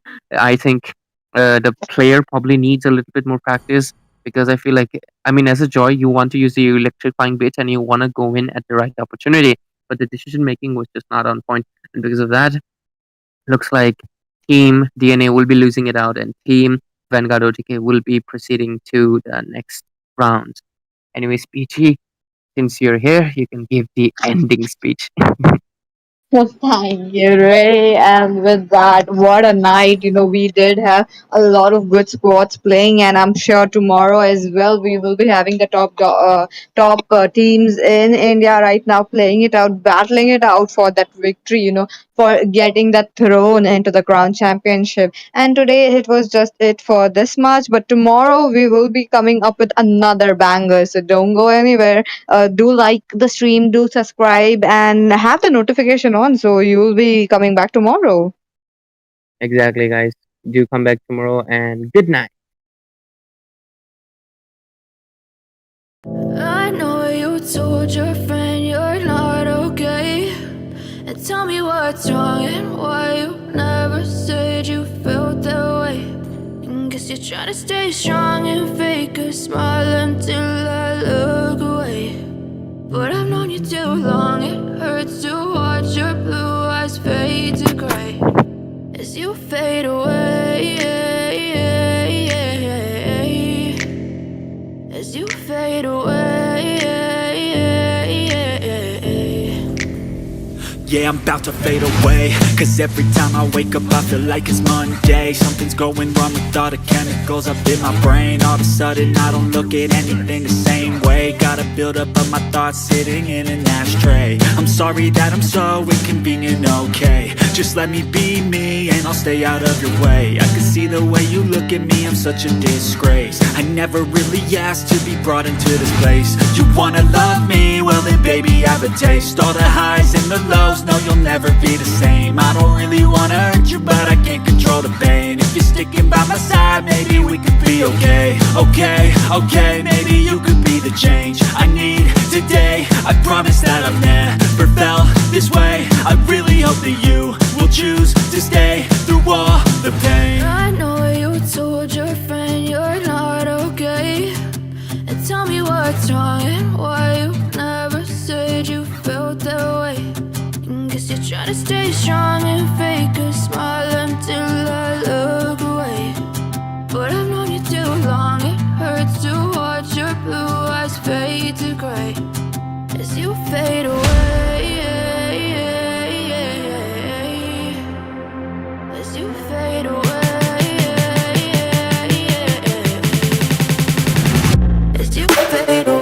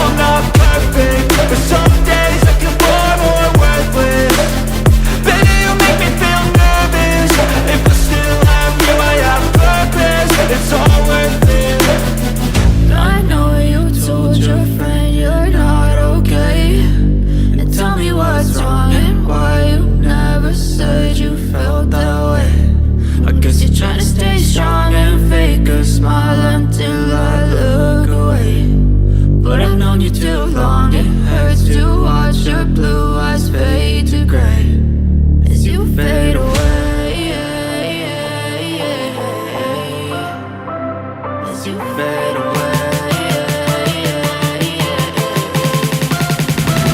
As you fade.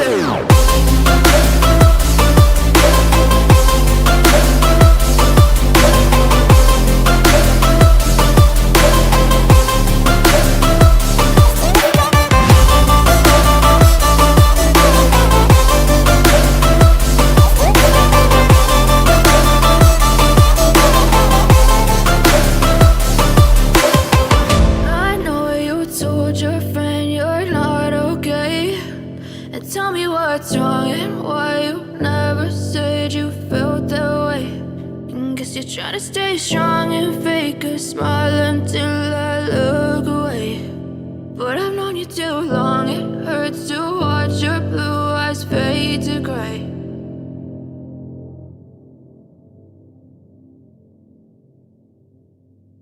I know you told your friend you're not okay, and tell me what's wrong and why you never said you felt that way. And guess you're trying to stay strong and fake a smile until I look away. But I've known you too long, it hurts to watch your blue eyes fade to gray. As you fade away, as you fade away. Yeah, I'm about to fade away, cause every time I wake up I feel like it's Monday. Something's going wrong with all the chemicals up in my brain. All of a sudden I don't look at anything the same way. Gotta build up of my thoughts sitting in an ashtray. I'm sorry that I'm so inconvenient, okay. Just let me be me and I'll stay out of your way. I can see the way you look at me, I'm such a disgrace. I never really asked to be brought into this place. You wanna love me? Well then baby I have a taste. All the highs and the lows, no you'll never be the same. I don't really wanna hurt you but I can't control the pain. If you're sticking by my side maybe we could be okay. Okay, maybe you could be the change I need today. I promise that I've never felt this way. I really hope that you will choose to stay through all the pain. I know you told your friend you're not okay, and tell me what's wrong and why you never said you felt that way. And guess you're trying to stay strong and fake a smile until I look away. But I've known you too long, it hurts to watch your blue eyes fade to gray. As you fade away, as you fade away, as you fade away.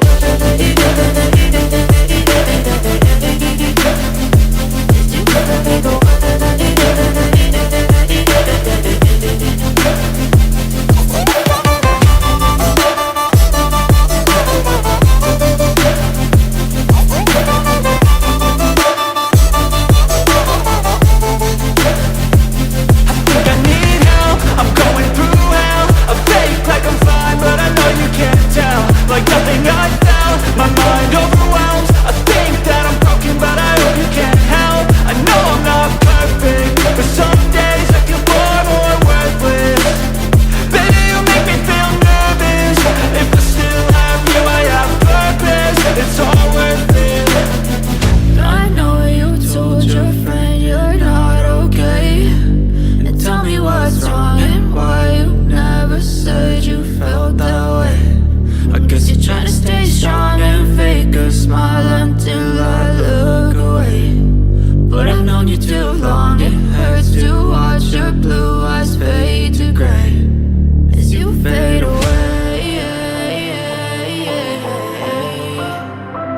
as you fade away,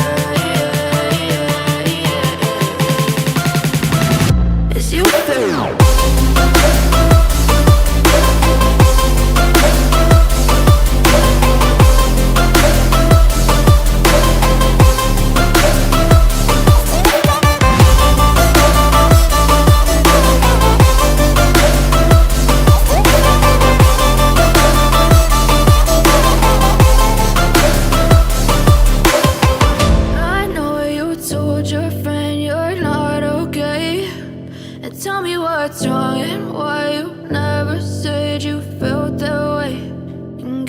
try to stay strong and fake a smile until I look away. But I've known you too long, it hurts to watch your blue eyes fade to gray.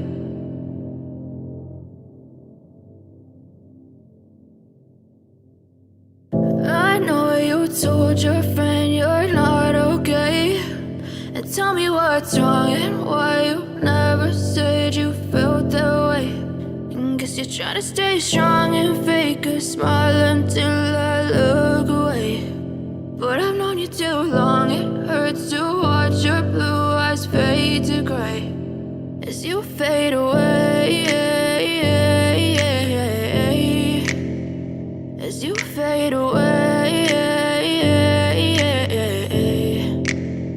Yeah, I'm about to fade away, cause every time I wake up I feel like it's Monday. Something's going wrong with all the chemicals up in my brain. All of a sudden I don't look at anything the same way. Gotta build up of my thoughts sitting in an ashtray. I'm sorry that I'm so inconvenient, okay. Just let me be me and I'll stay out of your way. I can see the way you look at me, I'm such a disgrace. I never really asked to be brought into this place. You wanna love me? Well then baby I have a taste. All the highs and the lows, no you'll never be the same. I don't really wanna hurt you but I can't control the pain. If you're sticking by my side maybe we could be okay.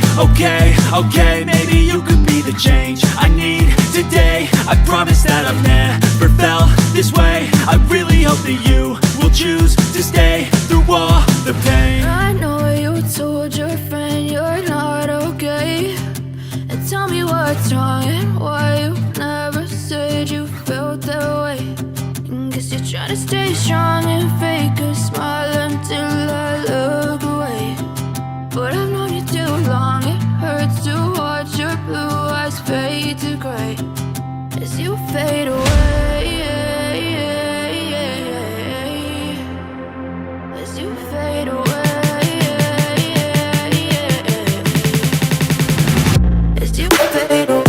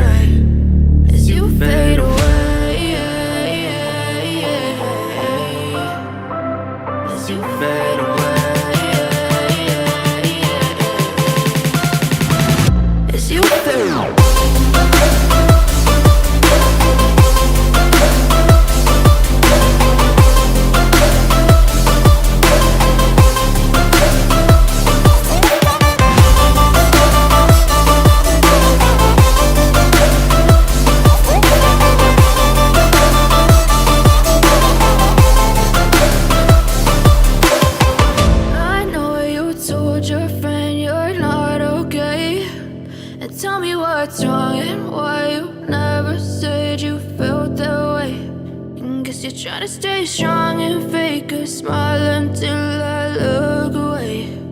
But I've known you too long, it hurts to watch your blue eyes fade to gray.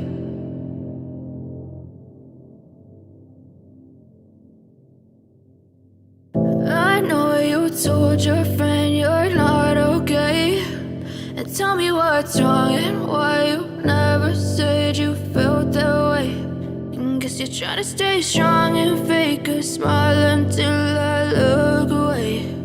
But I've known you too long, it hurts to watch your blue eyes fade to gray as you fade away,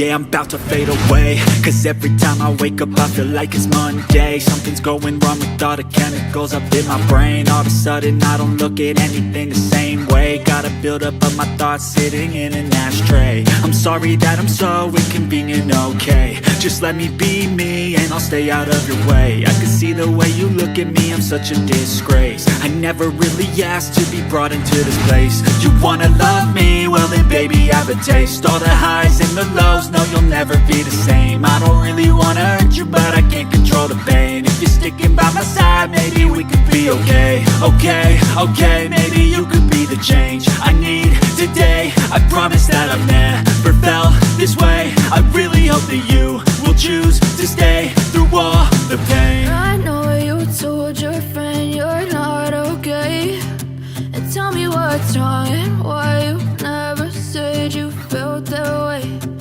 Guess you're trying to stay strong and fake a smile until I look away. But I've known you too long, it hurts to watch your blue eyes fade to gray as you fade away. As you fade away.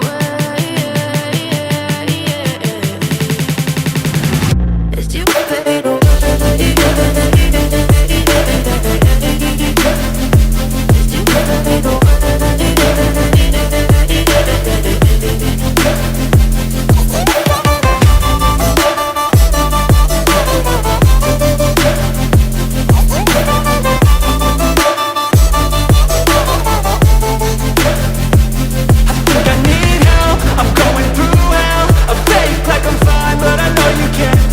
Like nothing I found, my mind overwhelms. I think that I'm broken, but I hope you can't help. I know I'm not perfect, but some days I feel far more worthless. Baby, you make me feel nervous. If I still have you, I have purpose. It's all worth it. I know you told your friend you're not okay, and tell me what's wrong and why you never said you felt that way. I guess you're trying to stay strong and fake a smile until I look away. But I've known you too long, it hurts to watch your blue eyes fade to gray as you fade away. As you fade away. As you fade away.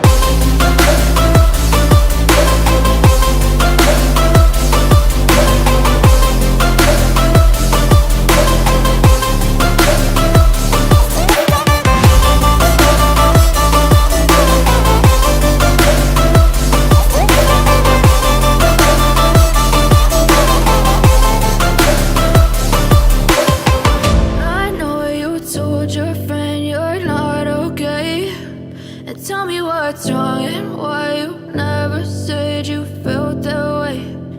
Guess you're trying to stay strong and fake a smile until I look away. But I've known you too long, it hurts to watch your blue eyes fade to gray.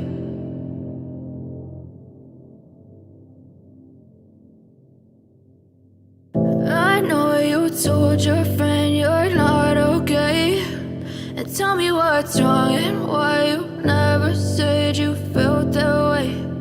Guess you're trying to stay strong and fake a smile until I look away. But I've known you too long, it hurts to watch your blue eyes fade to gray as you fade away. As you fade away.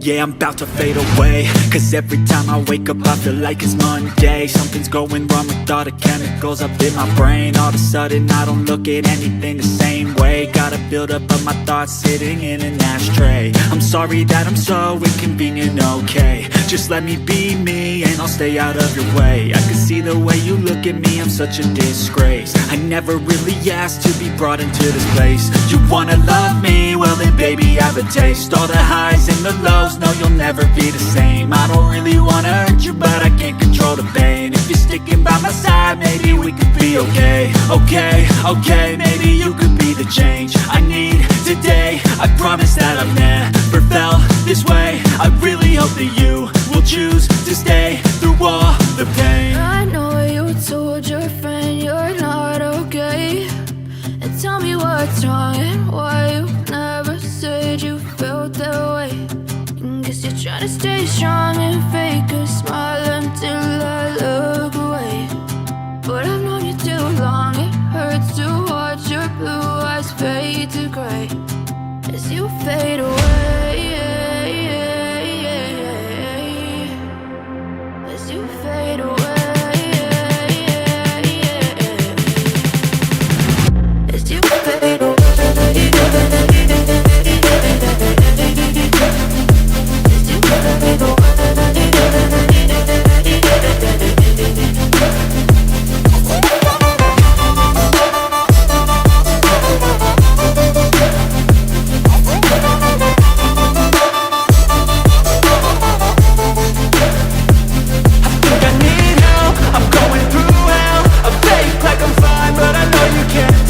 Like nothing I felt, my mind overwhelms. I think that I'm broken, but I hope you can't help. I know I'm not perfect, but some days I feel far more worthless. Baby, you make me feel nervous. If I still have you, I have purpose. It's all worth it. I know you told your friend you're not okay, and tell me what's wrong and why you never said you felt that way. I guess you're trying to stay strong and fake a smile until I look away. But I've known you too long, it hurts to watch your blue eyes fade to gray as you fade away. As you fade away. As you fade away.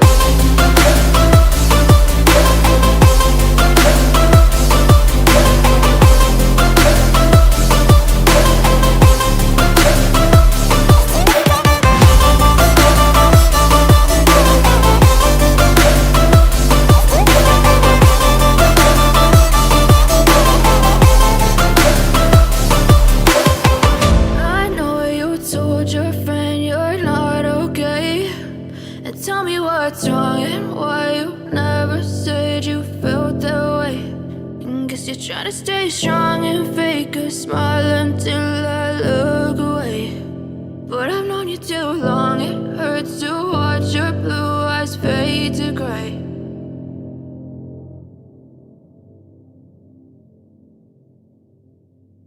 I know you told your friend you're not okay, and tell me what's wrong and why you never said you felt that way. Guess you're trying to stay strong and fake a smile until I look away. But I've known you too long, it hurts to watch your blue eyes fade to gray as you fade away. As you fade away. Yeah, I'm about to fade away, cause every time I wake up I feel like it's Monday. Something's going wrong with all the chemicals up in my brain. All of a sudden I don't look at anything the same way. Gotta build up of my thoughts sitting in an ashtray. I'm sorry that I'm so inconvenient, okay. Just let me be me and I'll stay out of your way. I can see the way you look at me, I'm such a disgrace. I never really asked to be brought into this place. You wanna love me? Well then baby I have a taste. All the highs and the lows, no you'll never be the same. I don't really wanna hurt you but I can't control the pain. If you're sticking by my side maybe we could be okay. Okay, maybe you could be the change I need today. I promise that I've never felt this way. I really hope that you will choose to stay through all the pain. I know you told your friend you're not okay, and tell me what's wrong and why you never said you felt that way. Guess you're trying to stay strong and fake a smile until I look away. But I've known you too long, it hurts to watch your blue eyes fade to gray as you fade away. As you fade away.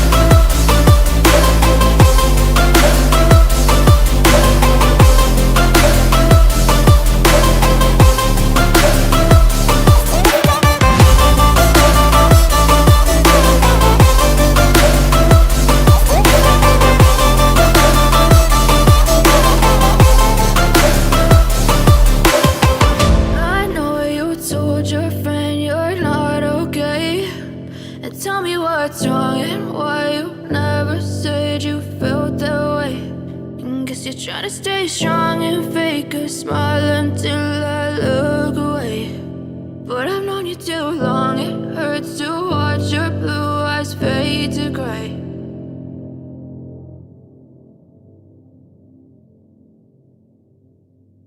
I know you told your friend you're not okay, and tell me what's wrong and why you never said you felt that way. Guess you're trying to stay strong and fake a smile until I look away. But I've known you too long, it hurts to watch your blue eyes fade to gray as you fade away, as you fade away. Yeah, I'm about to fade away, cause every time I wake up I feel like it's Monday. Something's going wrong with all the chemicals up in my brain. All of a sudden I don't look at anything the same way. Gotta build up of my thoughts sitting in an ashtray. I'm sorry that I'm so inconvenient, okay. Just let me be me and I'll stay out of your way. I can see the way you look at me, I'm such a disgrace. I never really asked to be brought into this place. You wanna love me? Well then baby have a taste. All the highs and the lows, no you'll never be the same. I don't really wanna hurt you but I can't control the pain. If you're sticking by my side maybe we could be okay. Okay, maybe you could be the change I need today. I promise that I've never felt this way. I really hope that you will choose to stay through all the pain. I know you told your friend you're not okay, and tell me what's wrong and why you never said you felt that way. Guess you're trying to stay strong and fake a smile until I look away. But I've known you too long, it hurts to watch your blue eyes fade to gray as you fade away, as you fade away, as you fade away.